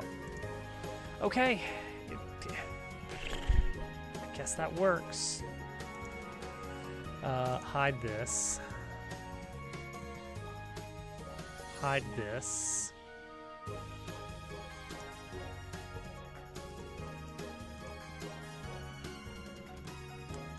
All right. Now then. Now we've got something we can do with the gear track for the return trip a little bit. To have some kind of interesting, it's not just a attach to it and follow the line. No, we're going to do something where, how do I force the player to learn that falling off does that? Do I want to let them fall? Do I want to let that? You know what? I think I kind of do want to say that if you dismount. Yeah, you know what? You know what? I've got all this business here on the gear track about right here, the fall off. No. We're going to let you run up to the very edge. You get to choose where you detach. And so we're gonna do on detach is always gonna be popping. Oh boy, how does this work? Fall off was calling release gear spinner, which in turn was calling on detach. So we're not going to return the partner to the game on detach. Instead, we're just going to do all of this stuff here, as well as this, anytime you detach.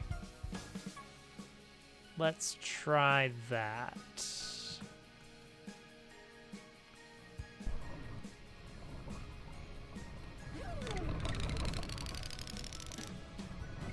All right, that's fine. We'll add a little sound effect to that.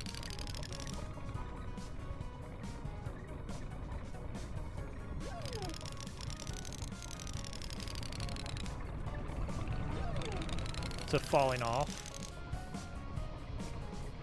Okay, now we can actually force the player to learn that that's a thing. We have them go up a track. And there's like a cliff that they want to land on. But we have the same track, or another track under it that catches them. And then that actually takes them to their goal. And we'll put a little little treat here, a little strawberry or something. And so the idea is the player will head up the track and be like, haha, I know how to dismount because I learned in the previous room, because I've had to dismount from this thing because the control pops up. We'll make the control pop up that says you can dismount with Q. And then when they do it in the first room, they fall off and land on the ledge. Like, okay, I see how this works. You land on ledges. You can follow it up and then drop off. Yay, great. But then we mix it up with their second encounter where you go up and you're like, ooh, I want to get that strawberry. And you pop off And oops, you get caught by a different one. Now you can immediately pop off again, grab the strawberry, drop down, reconnect. But this gives you that moment of, oh, I see. I automatically connect when I fall off of one. And then we can extend it from there. So then we can add in things like moving bits of track. And now things are like, now it's timing based.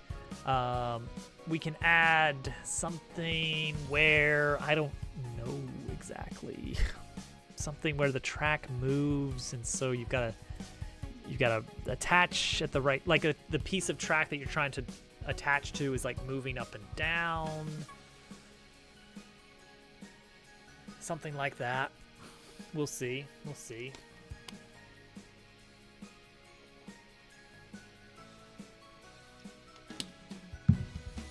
Or moving in and out from a wall. There's something to that. Yeah, I think that'll work. We can do some interesting stuff.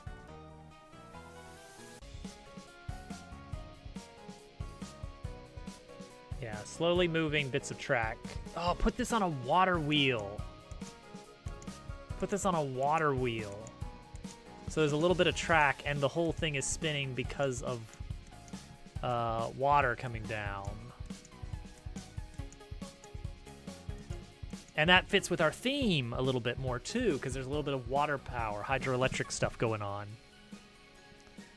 And so you have to wait for it to line up, then you drop onto it, and then you wait for your next moment, and you can drop onto the whatever the next thing is that you need, or the ledge that you're trying to reach, whatever it is.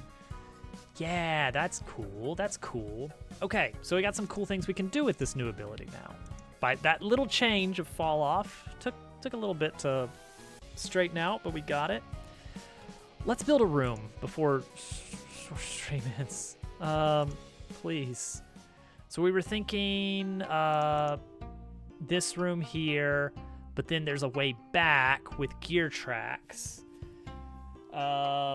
Is this a one-way in somehow? Like, once you go in, you can't come back? I don't think it's time for that yet, because you still need to be able to retreat if your health starts running low.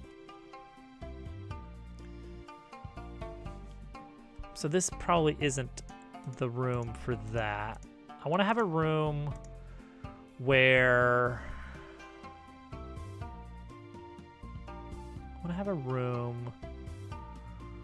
where you have to take the tracks to get back? Why do you have to?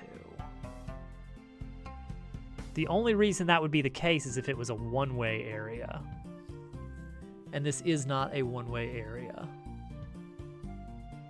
But I love the idea of like going through the room an alternate way, but like to go backwards, you got to do it this way.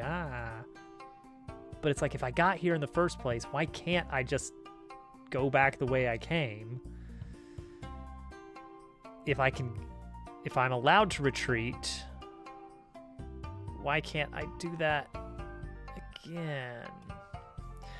I don't want to do the contrivance of like, well, you see, now that you have this ability, well, the room is differently laid out because of a cave-in. This thing's not working anymore, so you have to take a different way. That feels contrived. I want it to be a natural consequence of just geometry. But I think it's impossible to do that if I want you to be able to return for restocking. And I don't want to lock you into this dungeon so early. Because you could get here before you even went to... No, you have to go to town. We talked about a little quest for that, at least. Got to get the key. But I want you to be able to go back to town to restock if you start getting in and like really sucking at the mini game or at the like the platforming sections. You've taken a lot of hits and you're like, I need to go get more items. This isn't gonna work. That's great, but now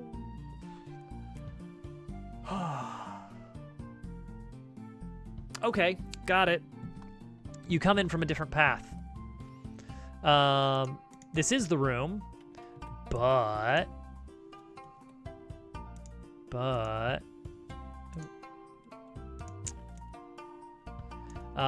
When you return, when you come back, there's like a little alcove here that you didn't see before because it's recessed.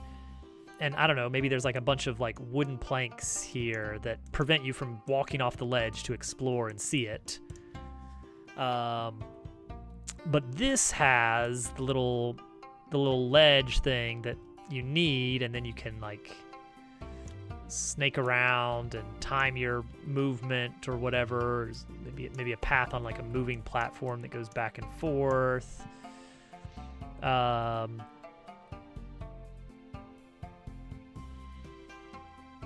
Maybe the minecarts fall? The minecarts drop junk.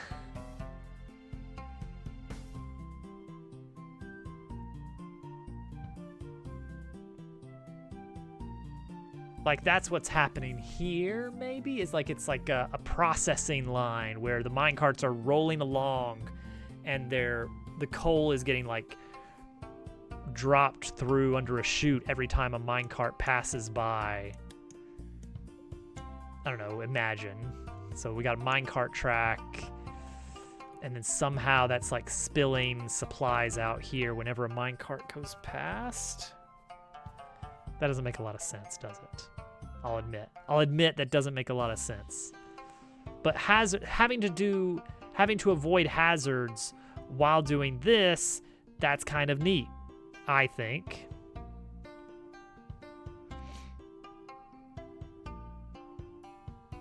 If I could do some kind of like falling coal effect, like there's some kind of rubble coming down, and it's like good enough that you can tell like, okay, yeah, that's a hazard, watch out for that.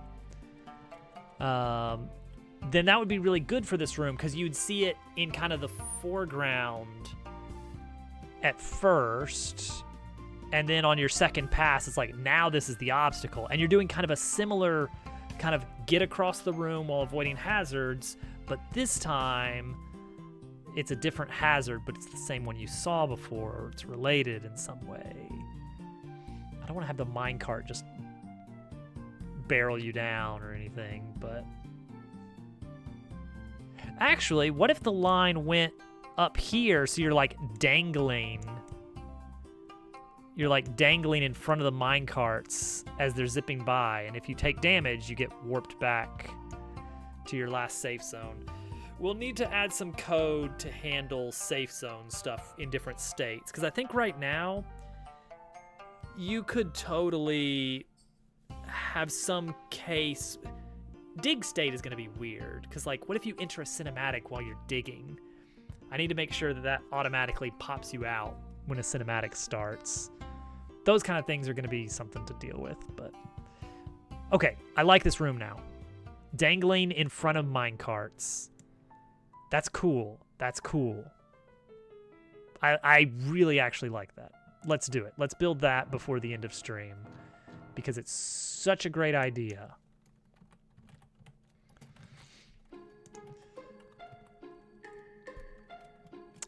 This is going to be the room called Mines Frogger, because you're doing Frogger. Oh, this is such a good idea we already had the idea for the room, but now we have a great idea. Get rid of this gear track, get rid of this gear track. Dangly bits, dangly platforms, get rid of them. Tongue pole, get rid of it. Gear spinner, get rid of it. This chute, don't want it. I will need this, I guess, technically. Get rid of this gap. Get rid of this. Get rid of that. We'll decorate this place later. Get rid of that. This, don't want this gate. Walls are good though. Track tiles will be a whole thing, so get ready for that. All right. We still have this. Don't want this. Don't want this. Don't want these supports. All right. Now we are ready. Now we are ready to build a room. Let's make the walls bigger.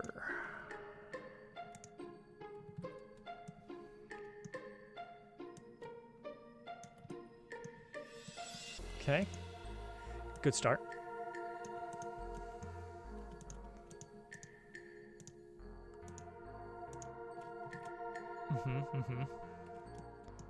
Why does this have a second? What was that for? Oh, that was for the carts to go through. That's right.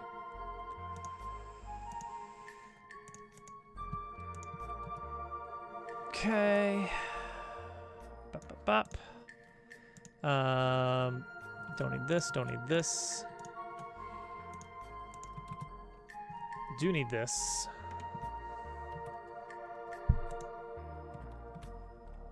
Bop, bop, bop. Ba-da-da-bop. There we go. Now I can get away with less geometry overall. That was really the whole point of that.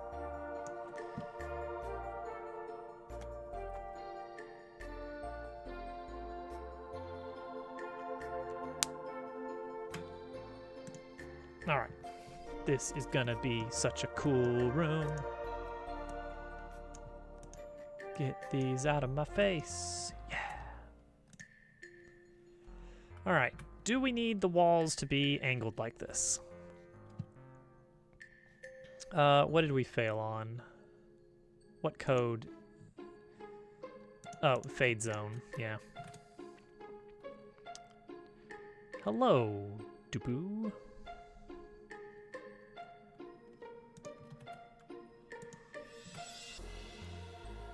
It's me, Dupu, of Who is Dupu fame. Okay, this is reasonably scaled mesh. Like it helps you see the exit.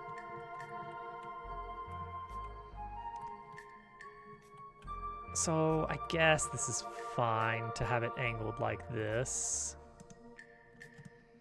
Sure. This is gonna be the part over here. This does not have an exit. So we can rotate this around. Get it way over here. Duplicate this. Duplicate.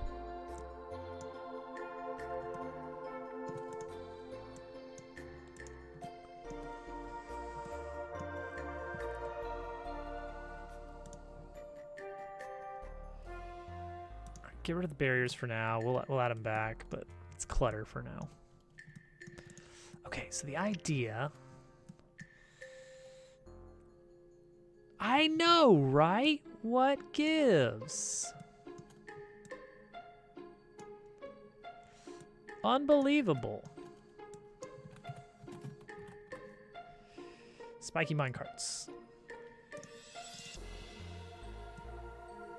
What's the height on these bad boys here?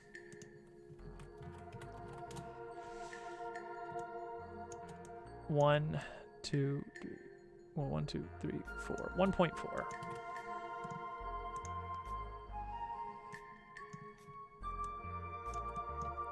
People have such mean things to say. I was talking in Dub's chat today. I think it was Dub's. Yeah, about like, okay, some ideas they could expand on in Quest 64 that I think would be really cool. Is like, all right. Lean in to the whole, the battlefield is a field and positioning matters, because that's so much of the battle system. And I feel like there's so much more that can be done with that. Because I really like that you enter a battle wherever the battle started. Like, if you were walking on a road next to a tree, the battle starts, you are still in that exact same place in the game. You're not warping to, like, a little battles cutscene with, like, a little decorative set that kind of characterizes the area. No, it is that exact spot in the world, which means all the terrain and all of the obstacles are still there. Make that more important. Make the trees big enough and make them actually give you cover. I think cover would be an interesting idea. Make it so that there is a spell that can create a barricade in the arena, so that moving around can now be more tactical. It's like I could send a long-range attack at this guy, or I can spend a turn making a barricade pop up to give me some breathing room, and then maybe I can do a little bit of sniping. Make AoE a thing that lasts more than one turn. Already, the spells, if they're big enough to hit more than one thing, they will hit more than one thing. Makes rock magic and water magic quite nice in the early game. Hello, Day. But yeah, make it so that like you can create an area of influence that does damage over time or slows enemies in the area, something like that. And then let enemies do that to you as well. And now you have a reason to want better mobility in combat, to make those kinds of self-buffs useful and interesting to use. It's like, oh no, I gotta get out of this gunk quick. Anyway, that's my little Quest 64 spiel there. There's some really cool things you could expand the system with. I heard about that, Day. Congratulations. Why is this not triplanar? We should try planar instead. There we go. I'll just add it as an additional mesh bit.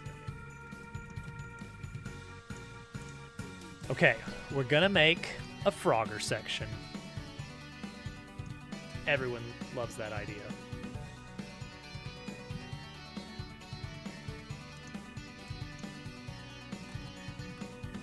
Cart, tile, straight.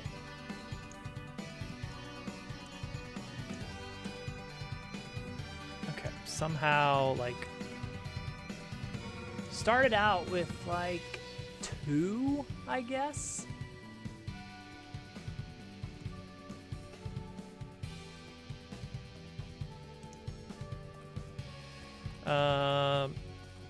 No 3D, line 1.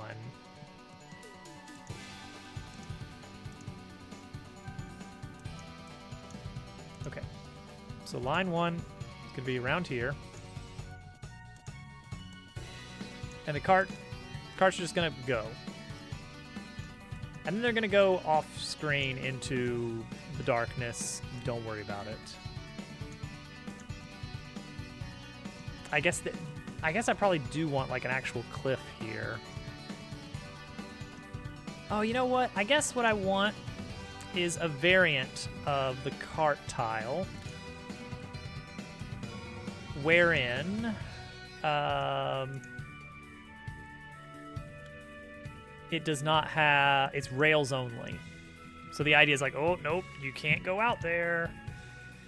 So I need to duplicate it. Duplicate. No beams. A no beams variant here.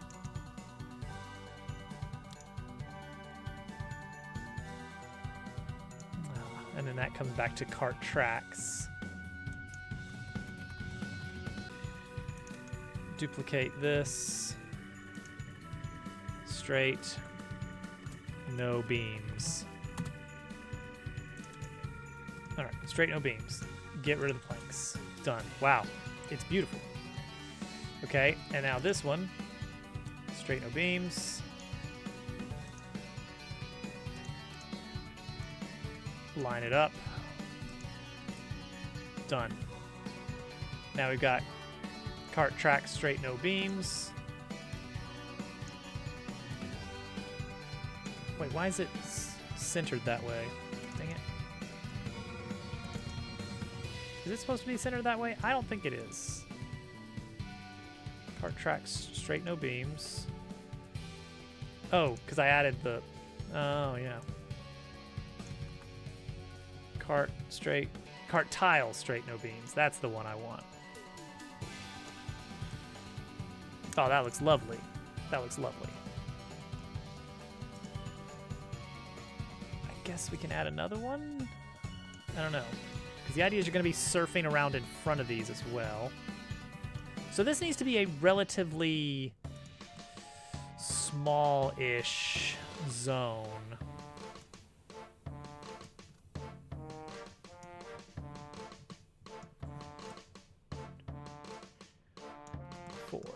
Okay.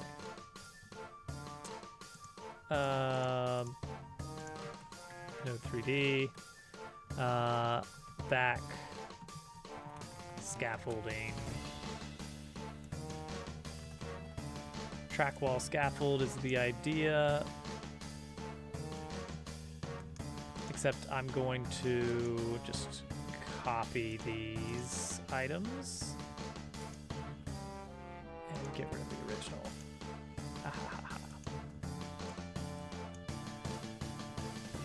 Okay.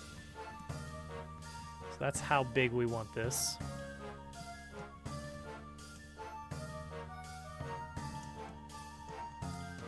So around here, around these parts.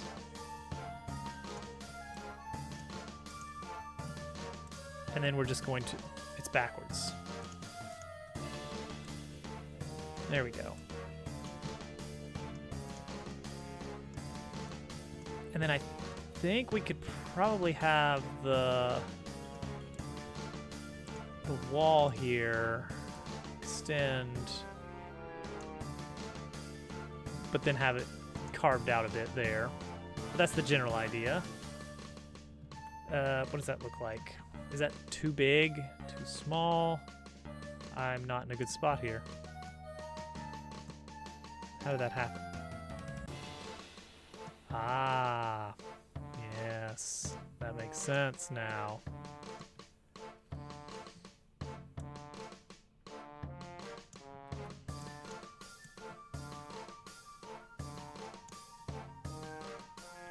Drop that down by 1.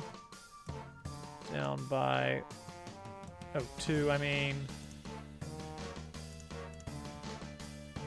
2. 2, I guess. Well, it can just be this back one. Guys, terrible news. I had an idea for a video game. I don't know what I'm going to do about that.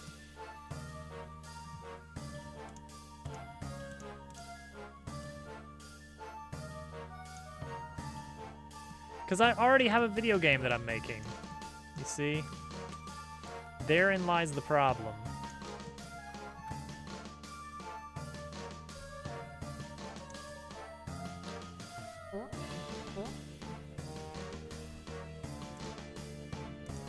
I couldn't recommend it.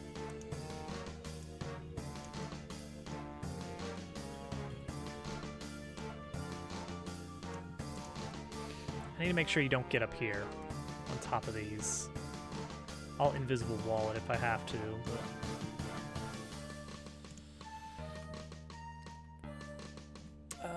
And then spawner.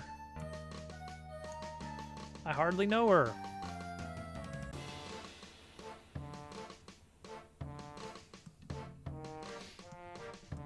I already did some random dumb thing yesterday that was particularly dumb, and a very limited number of people will appreciate it.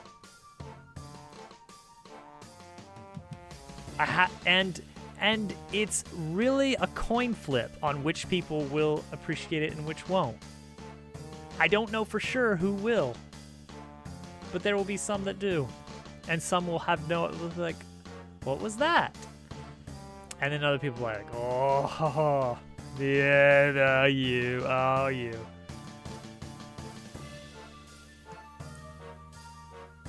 Ultimately, the idea was dumb, and the execution, mediocre. Isn't that great?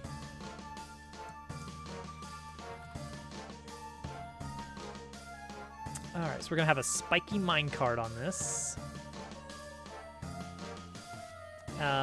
Every 3 seconds, running at a pretty, let's say every 8 seconds, running at a pretty slow speed.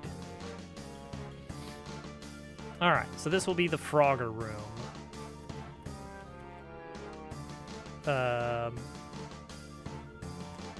Y'all got any minecarts? Oh, I saw it and then it died. I've screwed up the minecart tracks, I do believe.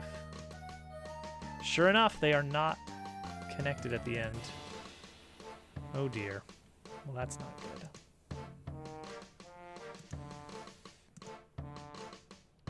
Four meters.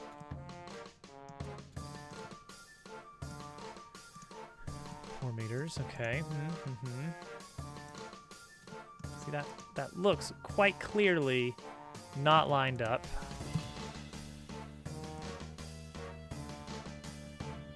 Okay, maybe that's better now.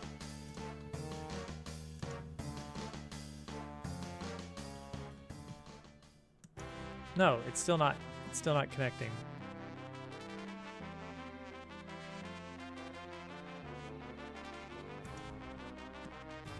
What? But it's getting to the right point. 0 meters exactly.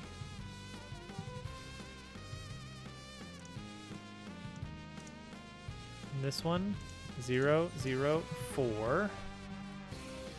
Scale looks good. And yet, it blips. It blips out of existence. Dang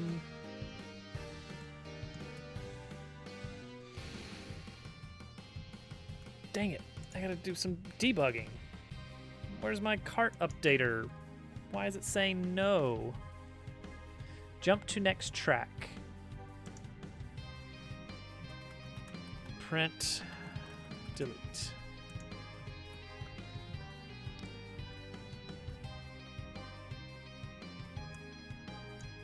Okay, it is deleting. No surprises there. I am seeing delete. Let's speed it up. Okay. So it's saying that there is no such track.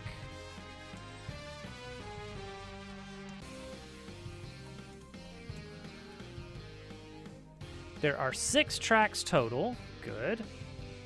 What is the termination point? Let's start with that. Termination point is 3, -2, -9. Okay. And what is the global position?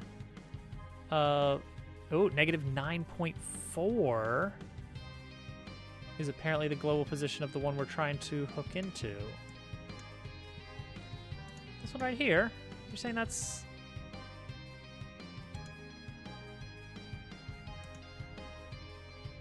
What? Are you sure? Are you sure?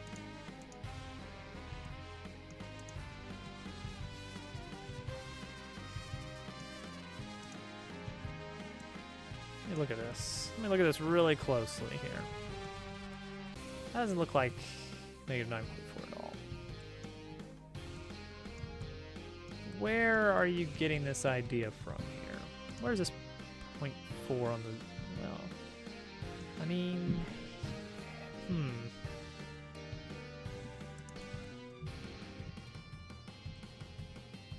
Okay, what was it? 3... Okay, so this is a global value.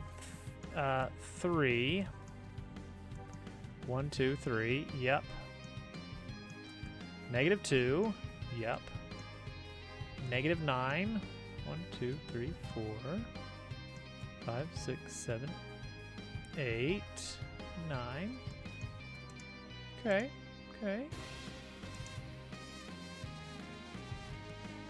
-9, and this is saying it's at -9.4 for some reason. So where the cart is going by this point. That doesn't seem right. Are you sure about this game?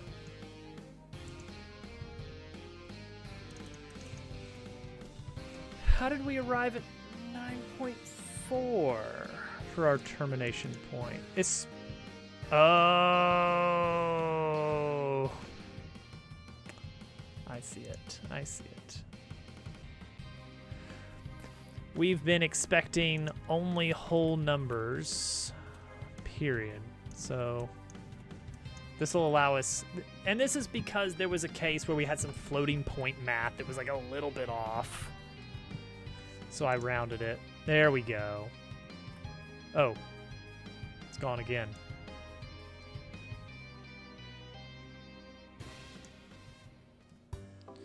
It's gone again.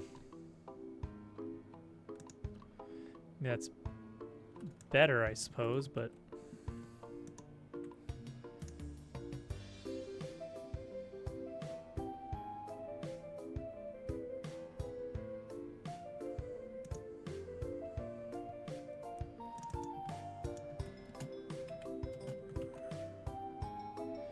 saying these two values are not the same. 3, comma, -2. It prints the same.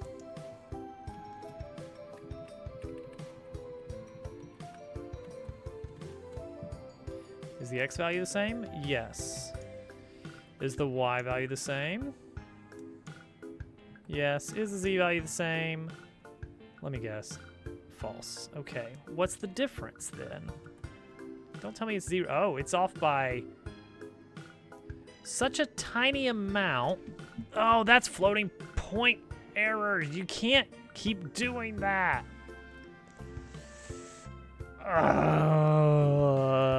Okay. Great. I get it. I don't love it, but I get it. It's floating point errors. Okay, how about now? Nope.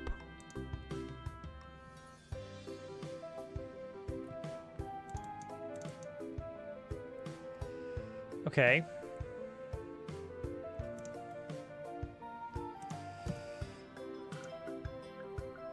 All right, well, we'll do it this way then. How about this? How about this? Instead of saying that they have to be equal, what if we say that the difference between them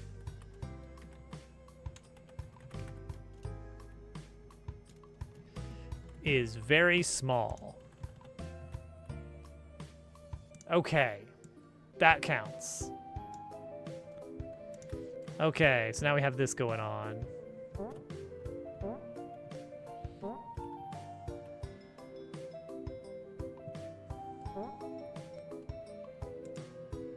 All right, good.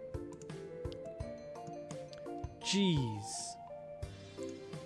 Give me a spiky minecart here that I can gaze upon. I feel like walking off of this means needing just a little bit more height here.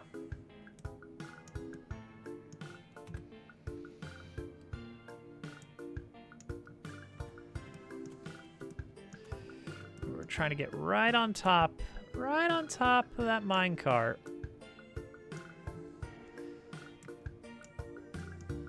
Okay, there we go. Looks great. Looks so good. Additionally, we're gonna have another minecart, but this one's gonna be not spiky. It's just gonna be a regular minecart,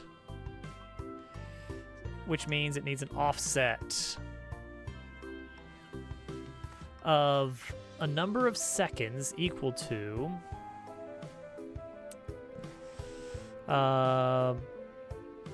seconds per cart over cart speed. Is that right? Is that how the math works? That doesn't seem right. No, it's not right.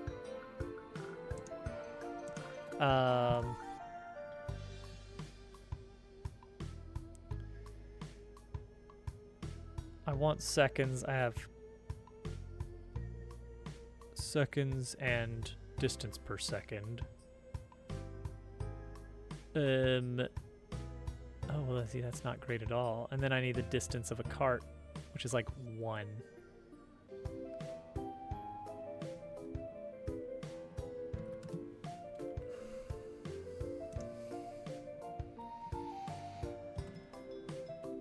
So it should just be the cart speed.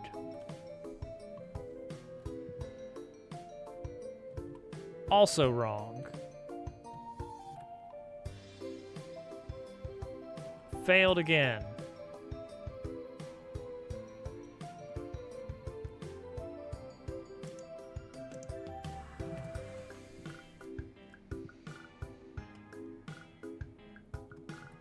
I don't know why this is correct.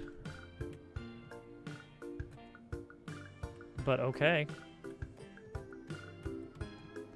Oh, what was that? Oh, there was an invisible scaffolding there. Oh dear. Oh dear. I shouldn't be writing these out.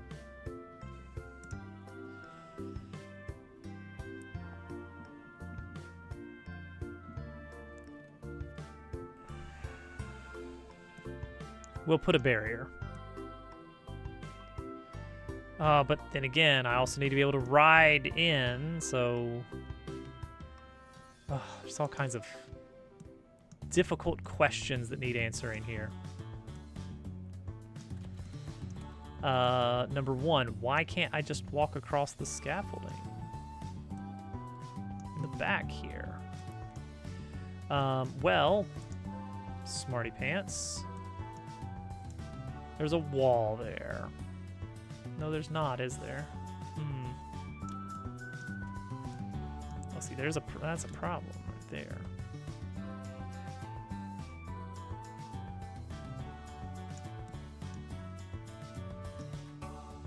Huh.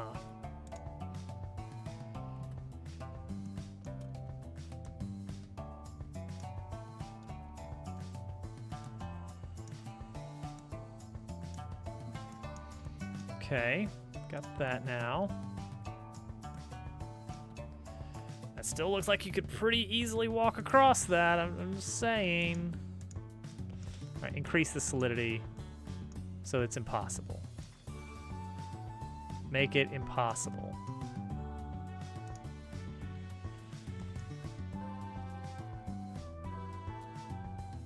There, it's impossible now. Now you have to do it this way. Oh, there's a little sticking point here. All right, cart spawner, timing.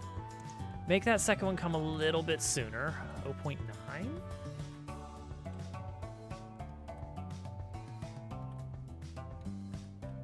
That doesn't look like it helped. And it feels like it should have helped more than that.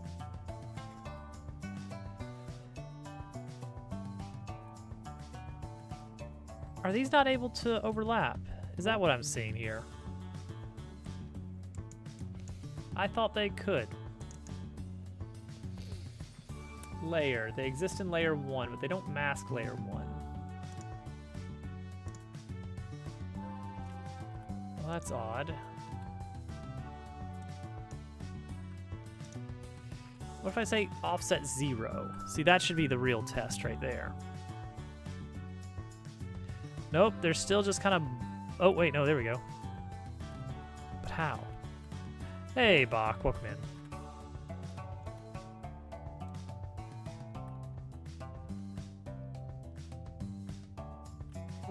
Okay, see, that's something. It gives you a little bit of time to decide. And... All right, let's see if this is going to work.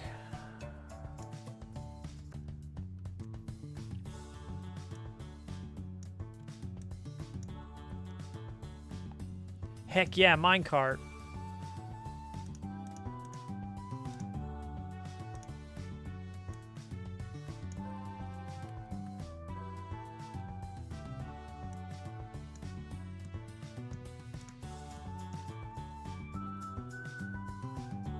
Alright. Are these solid? These are... Not solid. Okay. All right. Let's make sure we leave room for all these to come through.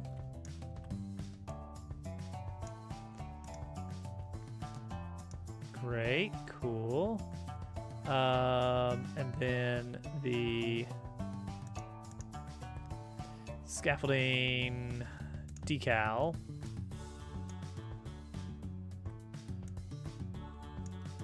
2, 3, 4, 5.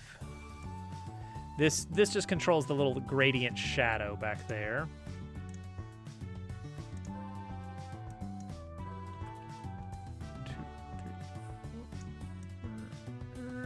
Right there. This black box in the background here.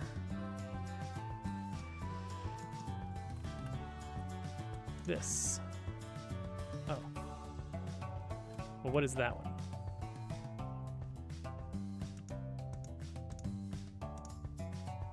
It's not the decal. Oh, is this the actual? Oh, okay. I see.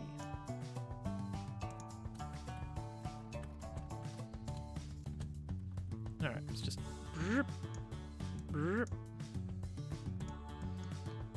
All right, so right now, this is not going to be super interesting. It's just going to be one big wave of minecarts. We're missing a minecart.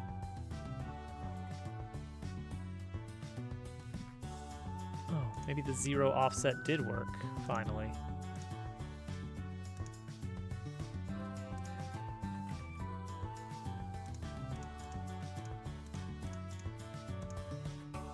It shouldn't have worked.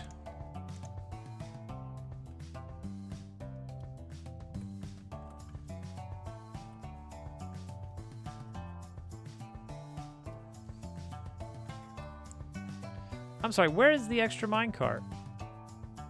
Also, why is this decal struggling so much? Why is it all flickery? It's not supposed to be like that.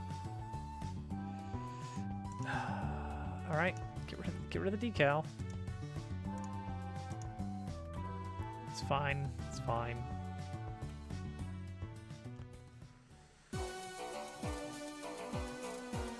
So where's my other minecart?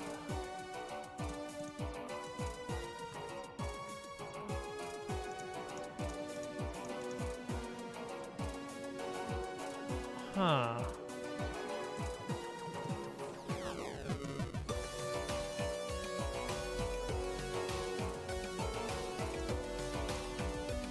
Okay, well now it's spawning.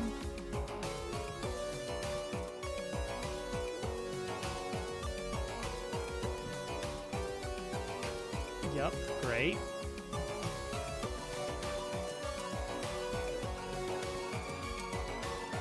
This one is significantly louder.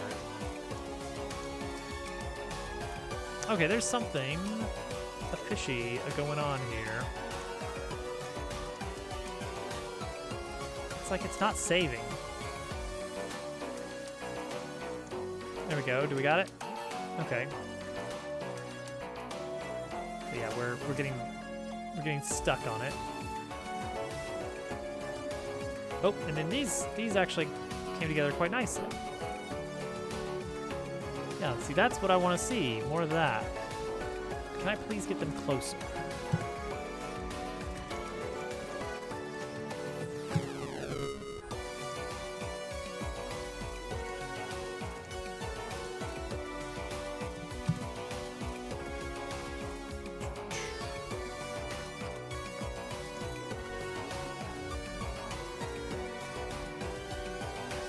That's pretty nice right there. Actually, you know what? I could make that a single entity. Long spiky cart. Specifically for this scene, basically. Oh, why did I respawn here? That shouldn't be possible. This is unsafe zone.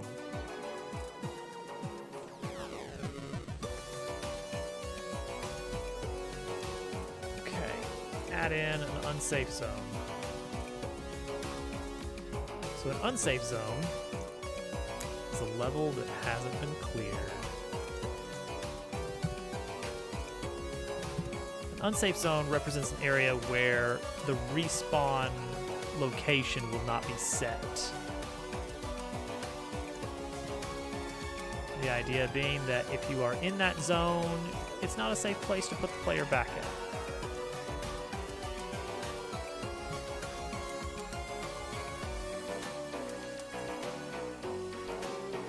Okay. Yeah, let's just build a long cart. Let's build a variant of this. Call it long. And it's the exact same as a spiky cart, but it also has a moving minecart in it. No. It has the contents of moving minecart in it. But it is separate, and it is as far up as I choose it to be.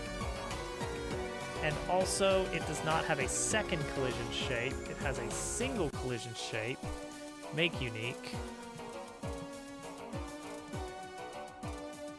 Just like that. There we go. And that should be significantly better. Long spiky minecart. Beautiful. So now, that's super nice, because we don't have to have these second copies here. These can all use long spiky minecarts, which should have no collision issues in the middle. Yay!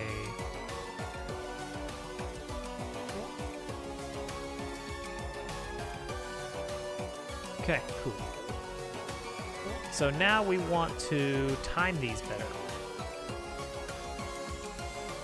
Keep in mind that the player can jump over one of these gaps. So let's say this one is every 6 seconds, but goes a little bit faster. This one is every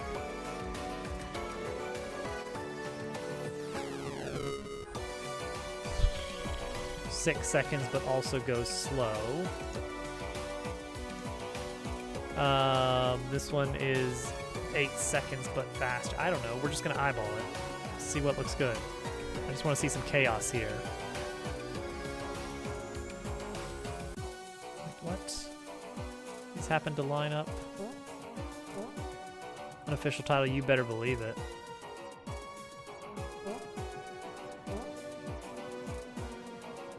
See, I can do this, but I don't know if everybody can do this. Okay, offset is not good. So seconds per cart, or matching cart speed, but having a different timing is not good.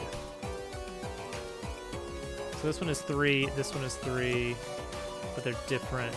So they're always, no, they're not always, but if they show up differently. Yeah, I think we just want to make sure we have different speeds on these.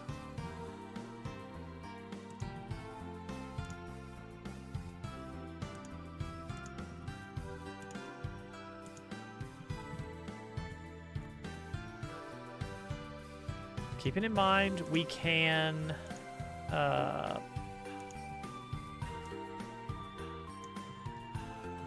skip a line here if you really need to.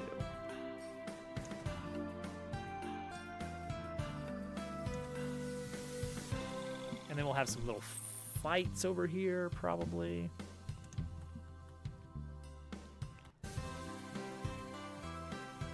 So you can make that. So you can kind of pick your battles a little bit. It's a little bit Frogger, you see. It's a little bit Frogger. Yes, technically I can.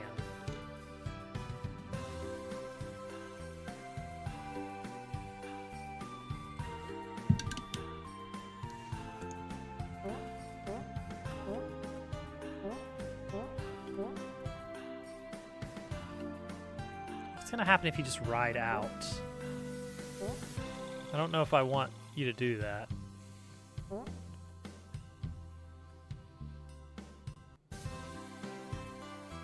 It's like I could have the carts kind of all connect up or like loop over to the side or something. I don't know. And then like take you back. But I think it would look weird. The decal.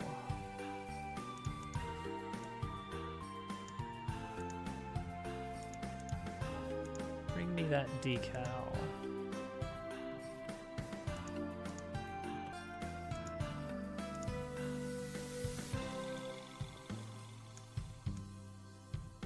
I think I know what I want to do with this decal.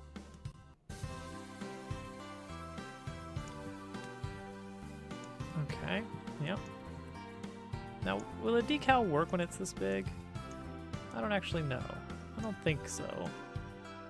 No, it won't. Okay, well, never mind. Forget that.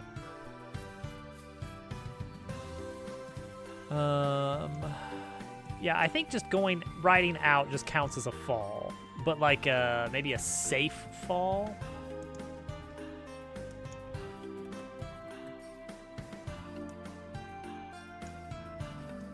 So this is very doable to just say, all right, there's a huge zone of death out here.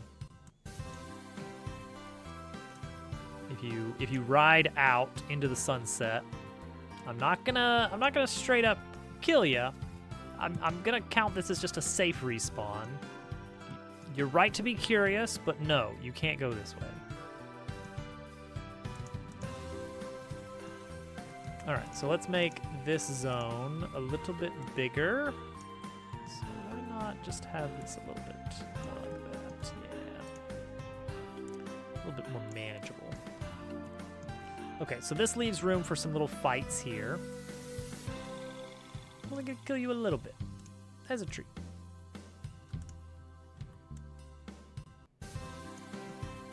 Then we're gonna do the scaffolding business again. But bigger this time, right? We want more tracks. So give me more. How many?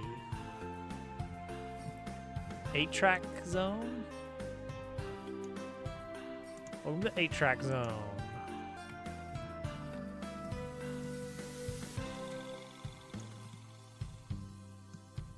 I need to make sure that, yeah, there we go.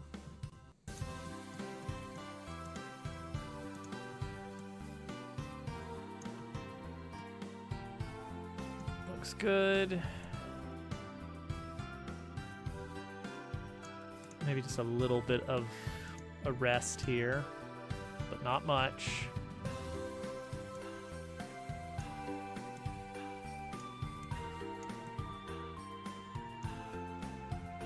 This scaffold is... There we go. Much better.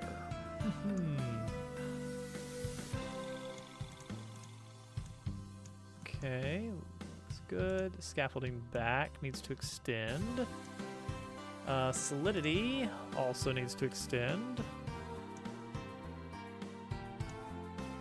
And then the CSG box for the back here. We need to duplicate that.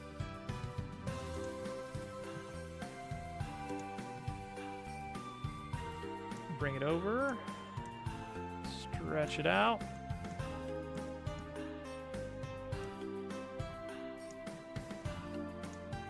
Okay, cool. Without making any changes, how does this look? See, this is already kind of cool. It's like it gives you options. You got some, oops. You got some different ways that you can pull off your maneuvers. That's clipping a bit.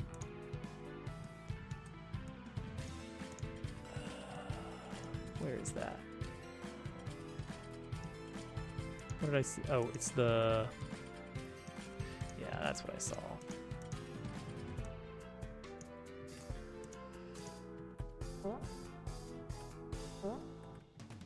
Oh, oh, oh, I hit the spikes.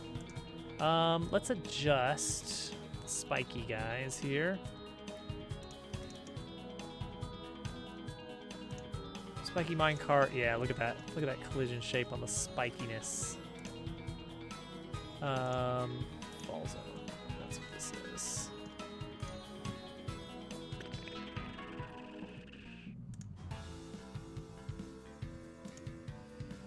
This right here, we're gonna make unique. We're gonna bring that down a smidgen.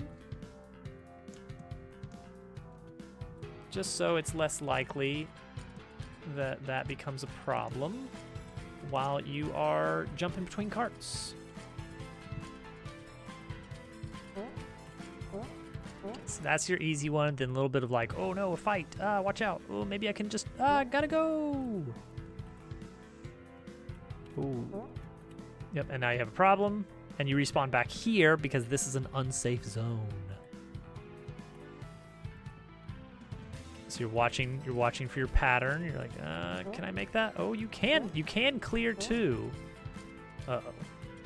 Take your lumps. I love Frogger. I love Frogger 1994.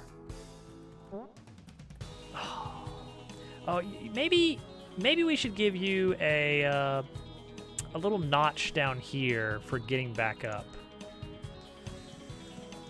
That might be nice. What don't you think? Don't you think that would be a nice thing for us to do? For us to be nice video game makers.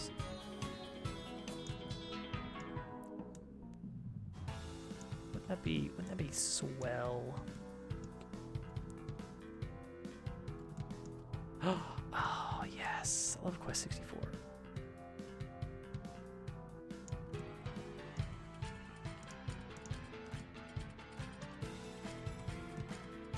What a good game.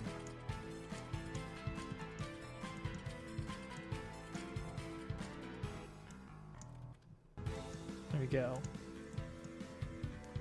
There we go.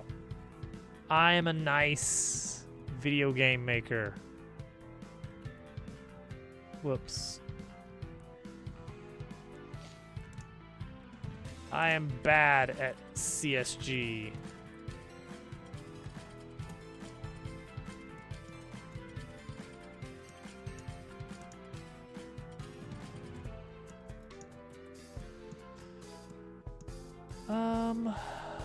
Both of these seem a little bit, yeah. A little bit more there would be good. And you know what else would be good there is something like this. Add it under a subnode, because then, like magic, it doesn't apply to the original mesh and makes it a little bit cheaper. Makes the mesh a little bit nicer and less mean. Nobody wants a mean mesh.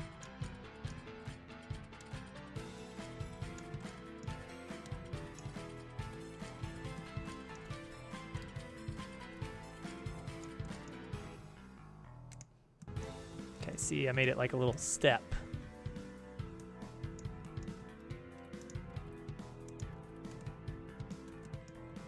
So that it's more visible.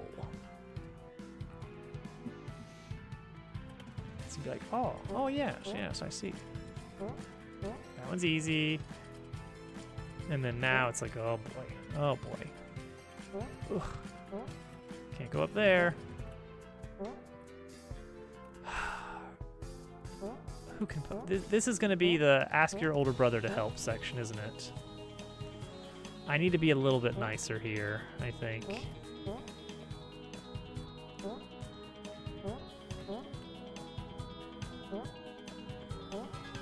I need to increase the frequency on some of these.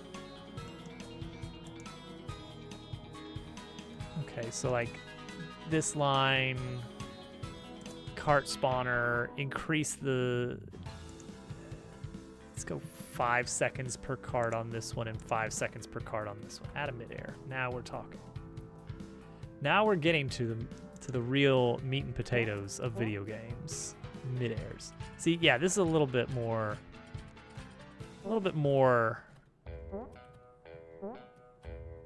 available. It still requires you to do a lot of like up and down.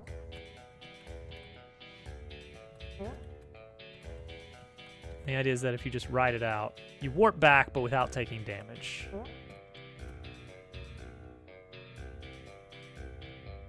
Whee.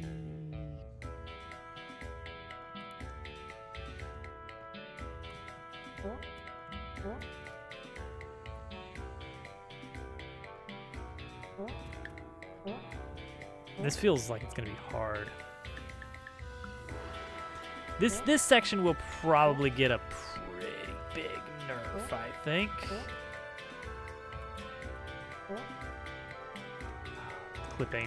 Clipping.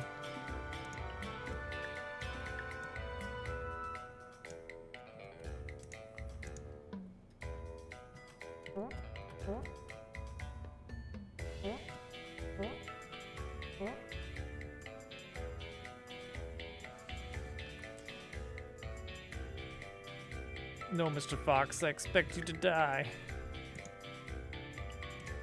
Great. Good. All right. I think that's reasonable. We give a little mini challenge. I wonder if I should have an even easier variant of it to start you out.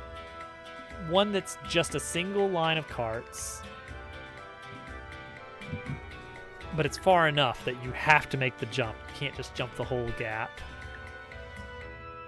No, I think you should get it at this point. But I do need to break this up. As it stands, this is just like, okay, sure.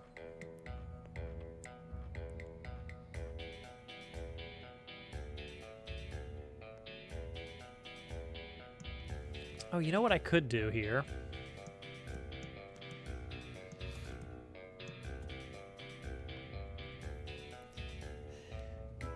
I may revisit it at some point. However, it is kind of built around very similar behavior that happened in Thousand Year Door.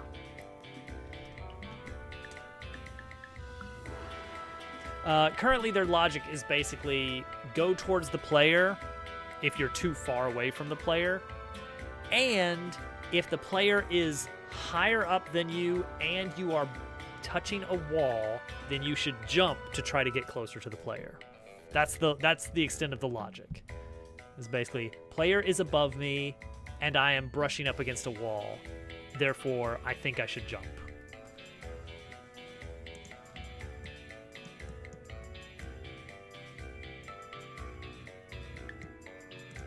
All right, what we're gonna do? So we're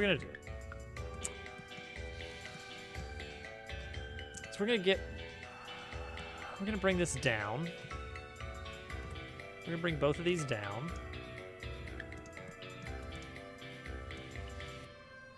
So that's to keep you from going into the scaffolding stuff. Then we're gonna take the top bit and we're gonna make it solid. And we're gonna pull it out a little extra.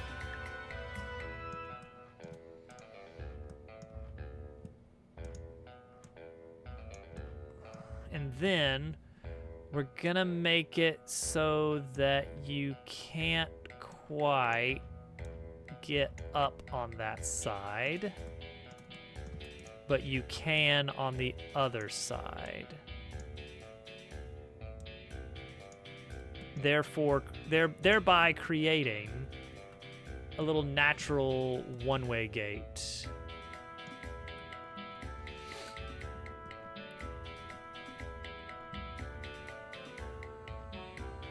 So that the return trip is easier. if you need it. And just slide across. Need to pull it out further, I think.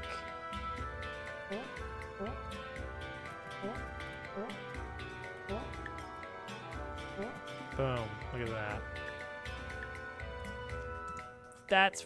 That's a friendly little feature. Yes.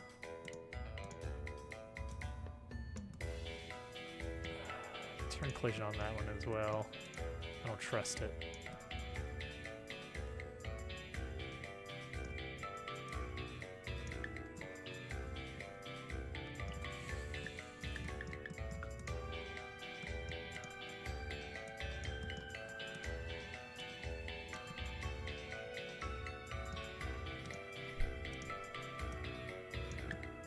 All right, I think that's a good idea there.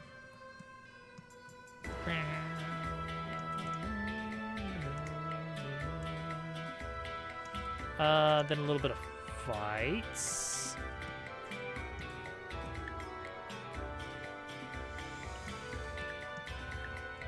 Okay. And then this is going to start leading you towards the dark room zone.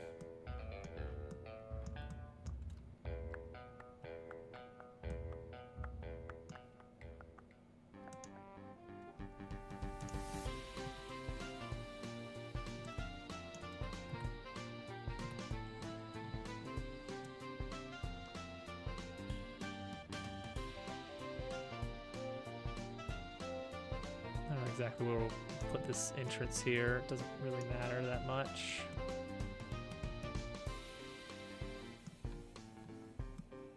Oh, maybe it matters a little bit. Beep boop. Actually, I get to stay up a little bit extra late tonight. I don't have to wake up in the morning, and also Hovercat's not even here tonight. Bizarre. Bizarre world we live in.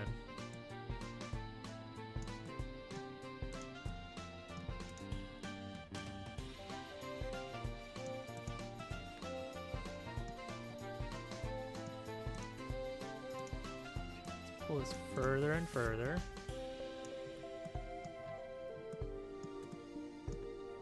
No. Lil Toadette is doing a sleepover, but as it turns out, sleepovers require your parents there, I guess. Not 100% sure how that works.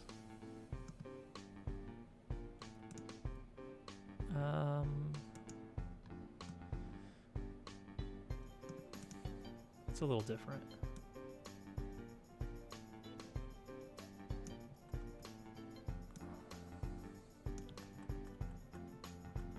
It's all family. It's cousins only.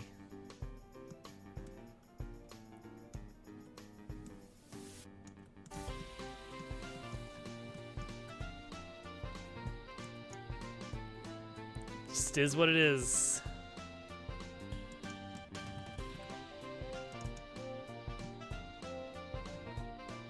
Give me this rock. Yeah, that's a good rock.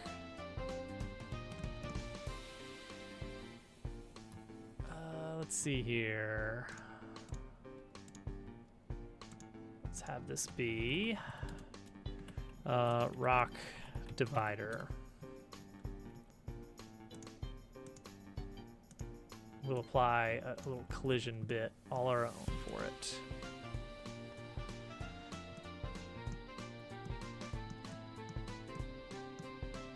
Just a big old rock, big old bumpity rock. Wait, you're the one that's supposed to get... Yeah, you're the one that's supposed to get scaled up. Or down, as the case may be.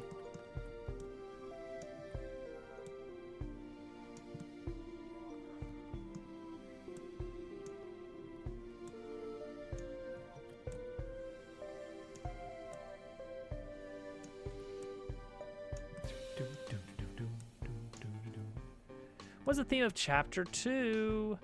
The biome theme is a jungle.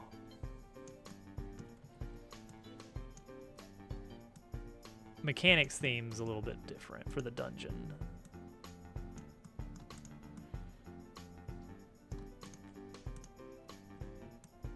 It's fine.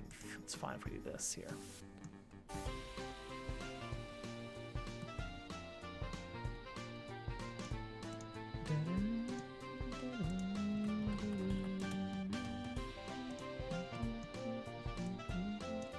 Okay, so now let's make this false hitbox here.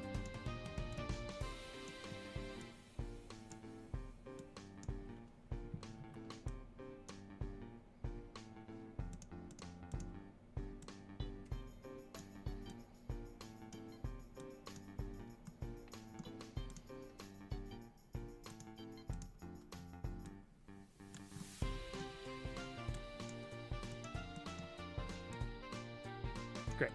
There we go. False hitbox. Solidity.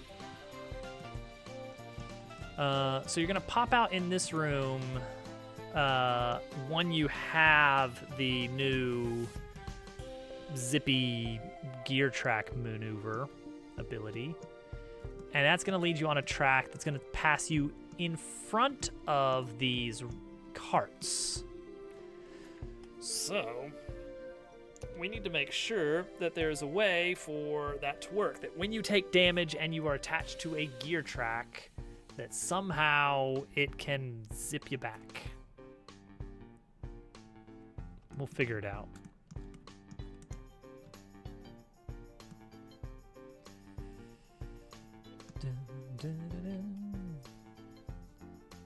So let's grab one of these gear tracks, these little zippers.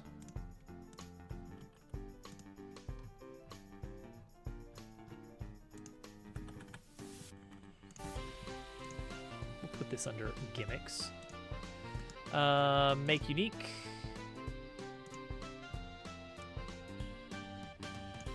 I don't know exactly how the beginning of this is gonna look.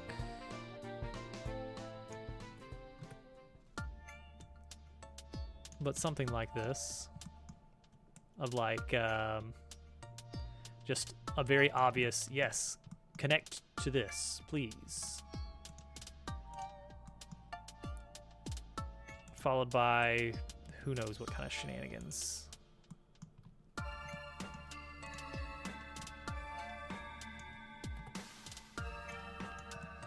It's gonna lead you up 3, and then out we go into the world.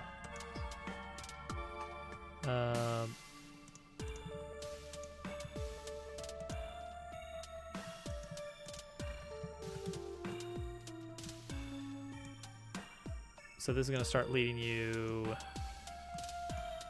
in such a way that you're going to pass in front of... I wish that when you made a new point, it started at the point you were already at.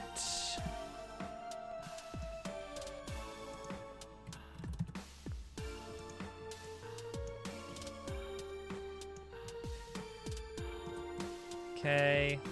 Kind of just does this for a bit. We're going to kind of line it up a little bit closer as well.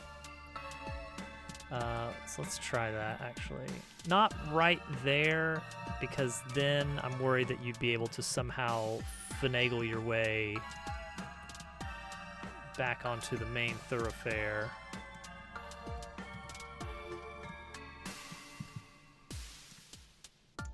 Yeah, like 3.5 feels pretty good.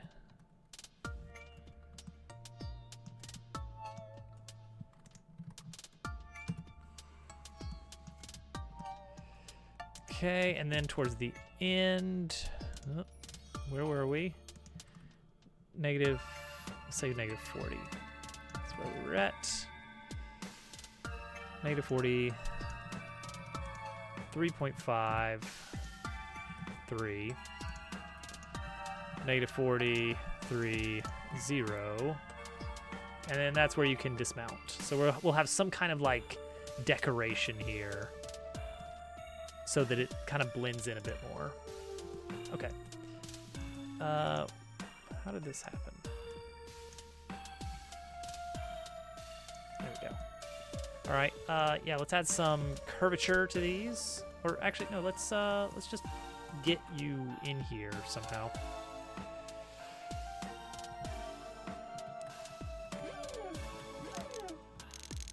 All right. So we want to change the tilt so that you are actually in front of the carts and not surfing over them on your back.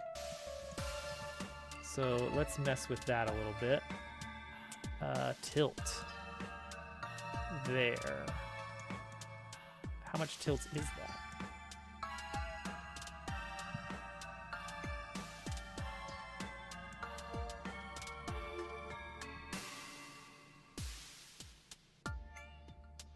Two tilt?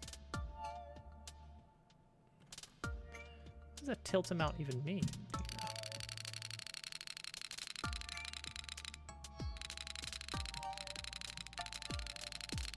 Hold on, I think I need this to be matching this. Okay, so that's one tilt. That's two. All right, that looks good. That's what we want. This is silly. We'll lower it a bit.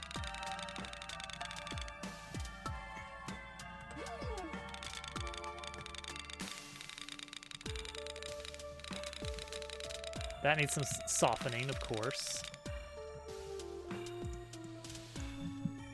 Let's soften these a bit. So, out.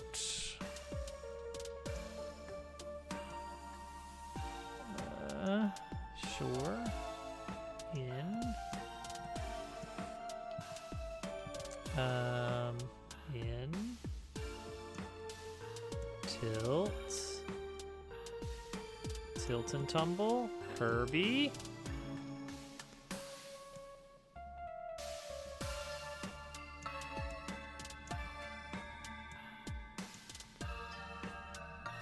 Have a good night, Willow.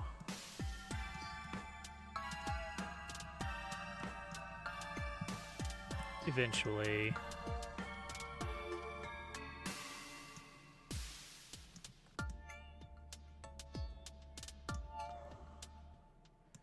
Okay, and then up here, I don't know what we want to do with the tilting here. Because we're going to be upside down. Let's at least do this.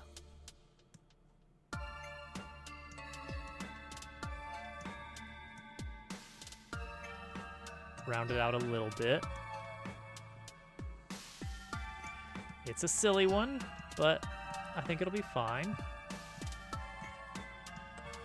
Okay, as for the height on this, yeah, this definitely needs to be lower, doesn't it?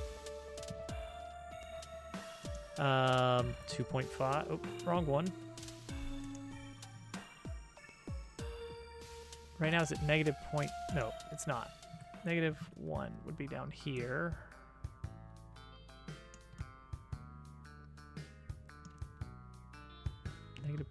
Negative 0.2.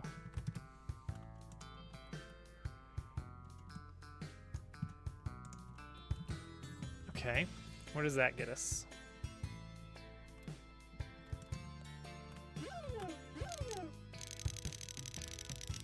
I'll see, but now it goes under the carts. You can take damage, which is good. You also get counted against solidity, which is bad. Oh, but then again, no, I shouldn't be able to just walk through. I should get hit with solidity, and it should be like, bonk, oh, you can't proceed. But what's happening is that the progress thing is carrying on and snapping me to its position. Okay, so negative 0.2 is too low. That was negative 0.1. That's still kind of a little bit low. Negative 0.5. That's just barely brushing the top of this. It's just not going to be enough. I guess we do have to go all the way for 0.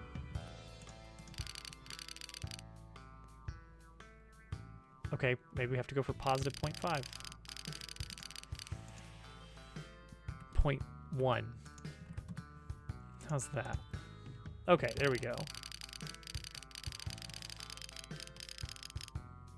Yeah, but this is a problem here.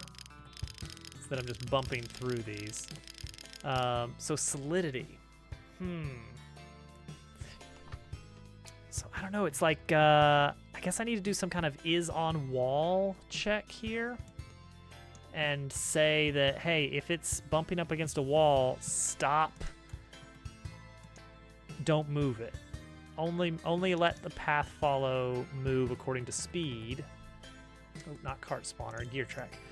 According to speed. Only do this if player dot is on wall.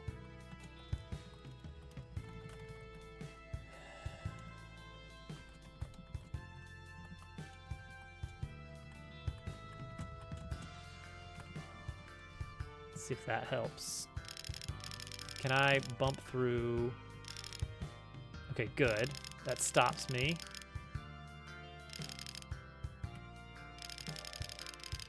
It doesn't stop me from adjusting my speed, though. Oh, and also that happened. What was that?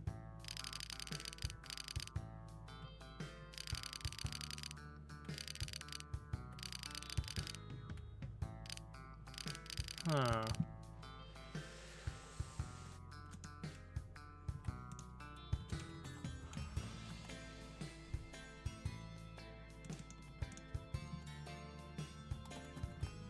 Okay, we're gonna say shut down speed if you bump up against a wall. Oh, that's not great, is it? Because now I can't leave either.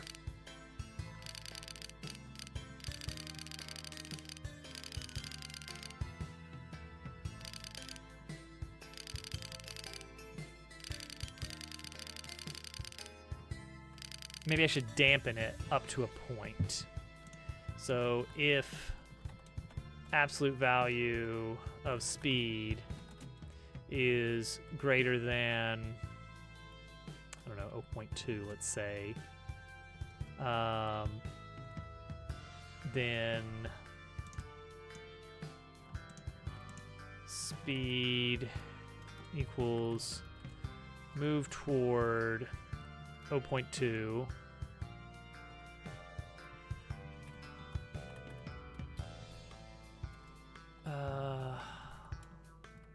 Sine of speed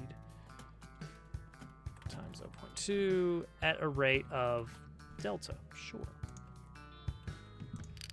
Okay, so this will let me slow my speed.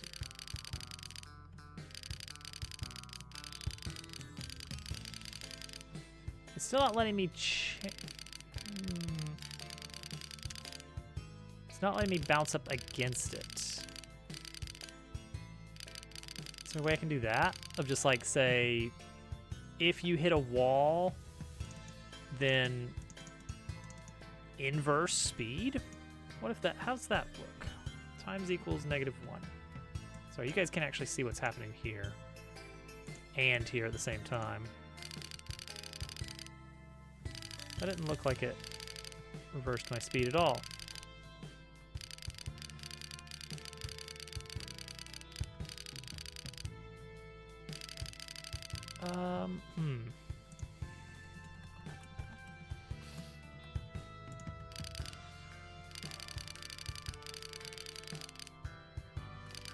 Okay, so maybe do this.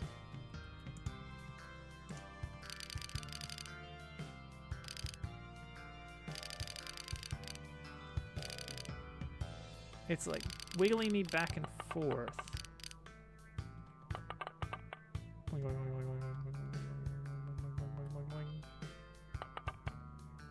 And then letting me proceed. Why is that?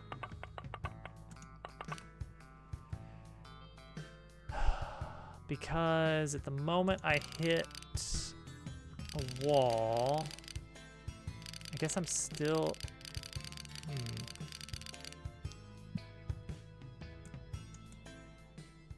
Why would it do that?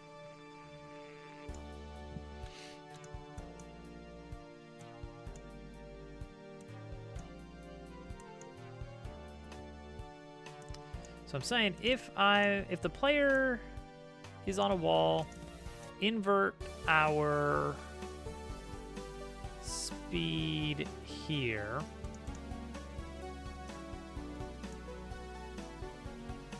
Player follower progress. So this is the thing that sticks to the path. Set its progress.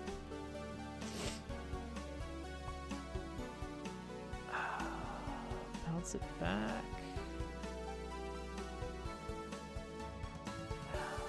Can I tell which way? Probably not in a nice way.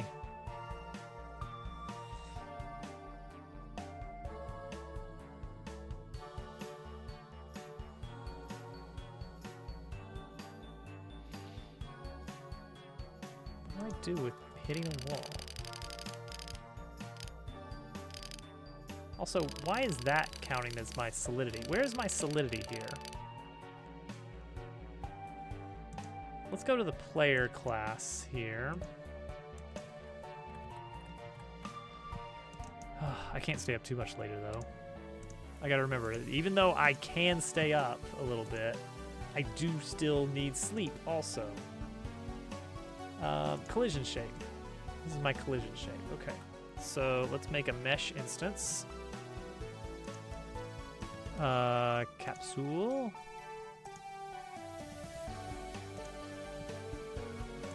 Haha, joke's on you.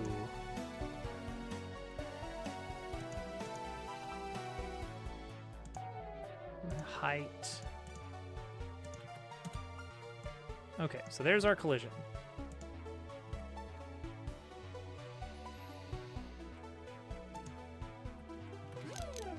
Oh. Well, that makes a lot more sense now, huh?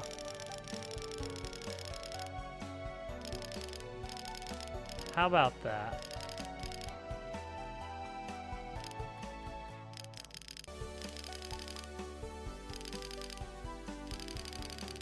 Well, okay. That explains some things.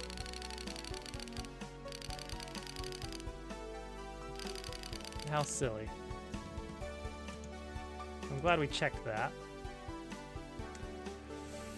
Okay. Huh.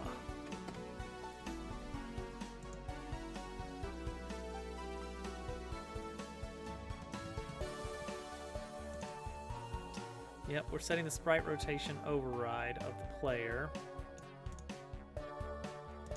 Well, okay, so I've got a dig collider. Maybe I could have a, well, it wouldn't be a direct, dang, it wouldn't be directly what we need here.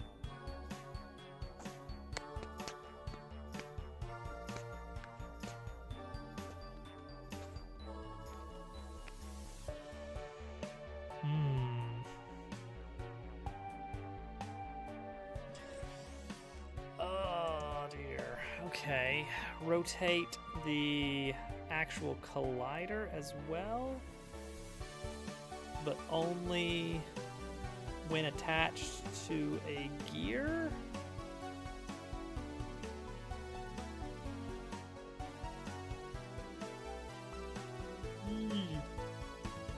Oh dear. And this is just a small part of the problem. It's still bouncing.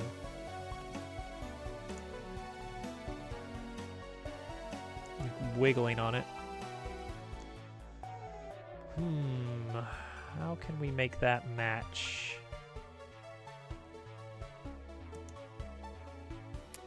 Okay, collision shape rotation is by default 0. So maybe we just change it and change it back when we're done.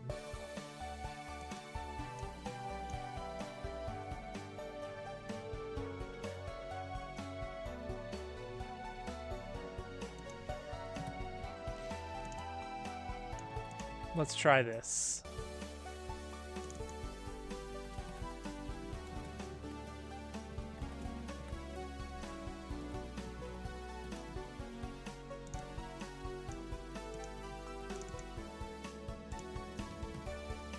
I have no idea if this is going to work, but I'm willing to give it a go.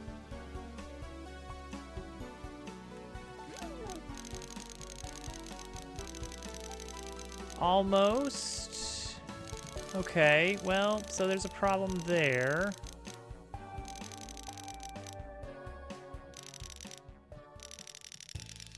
That's hilarious. All right, well, yeah, so the problem there is that the rotation point for this is here. Yeah.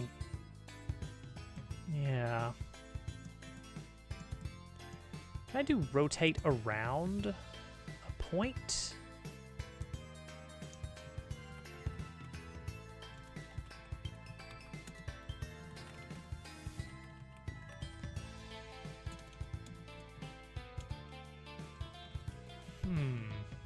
Because I need to move the transform and the collision shape.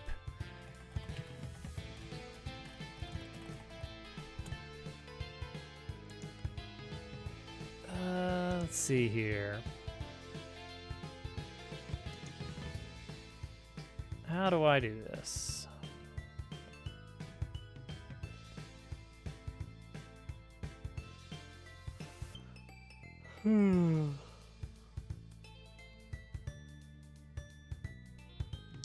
Anything? Pivot point. Transform. Oh, this is from 20. This might be 3.5 or something.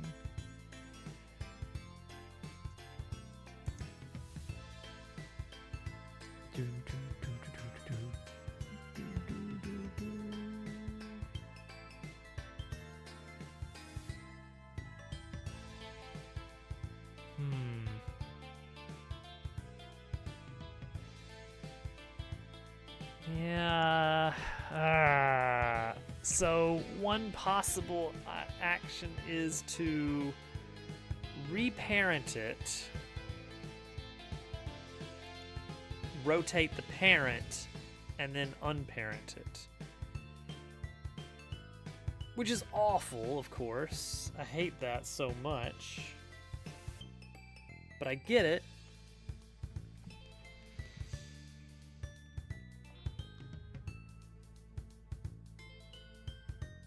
Blech.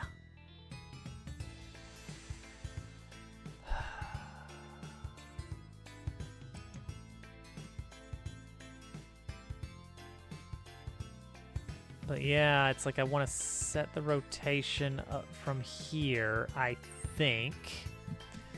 In fact, if I set this mesh here, then the mesh will almost certainly follow the character sprite, right? Or no, it won't. It'll always be up and down. Yeah. It's it would have to be a mesh under sprites.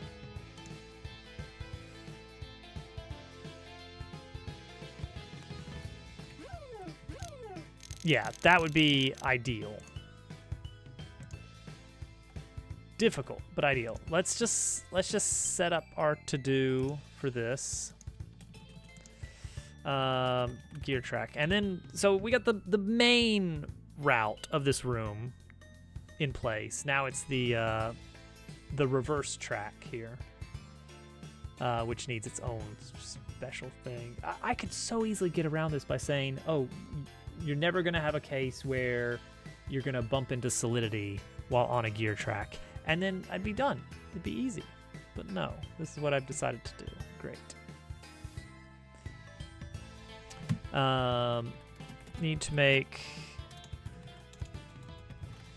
player collider rotate around sprites object when on track and revert when leaving. Next, need to figure out some smooth way to handle Solidity bump. Like, it could be that there's just inertia from the speed or something, so you keep bumping into it, but I don't know if that's it.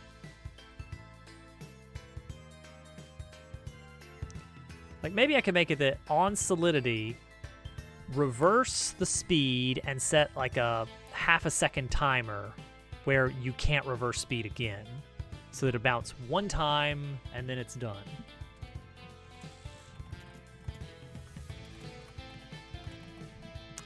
Next up, need to handle damage while on gear track.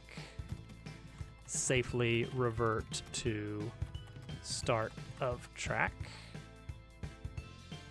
Last safe zone to last safe zone. I think that covers it. Oh man, Germ Dove's still on? Well, I think that's where we're gonna go then.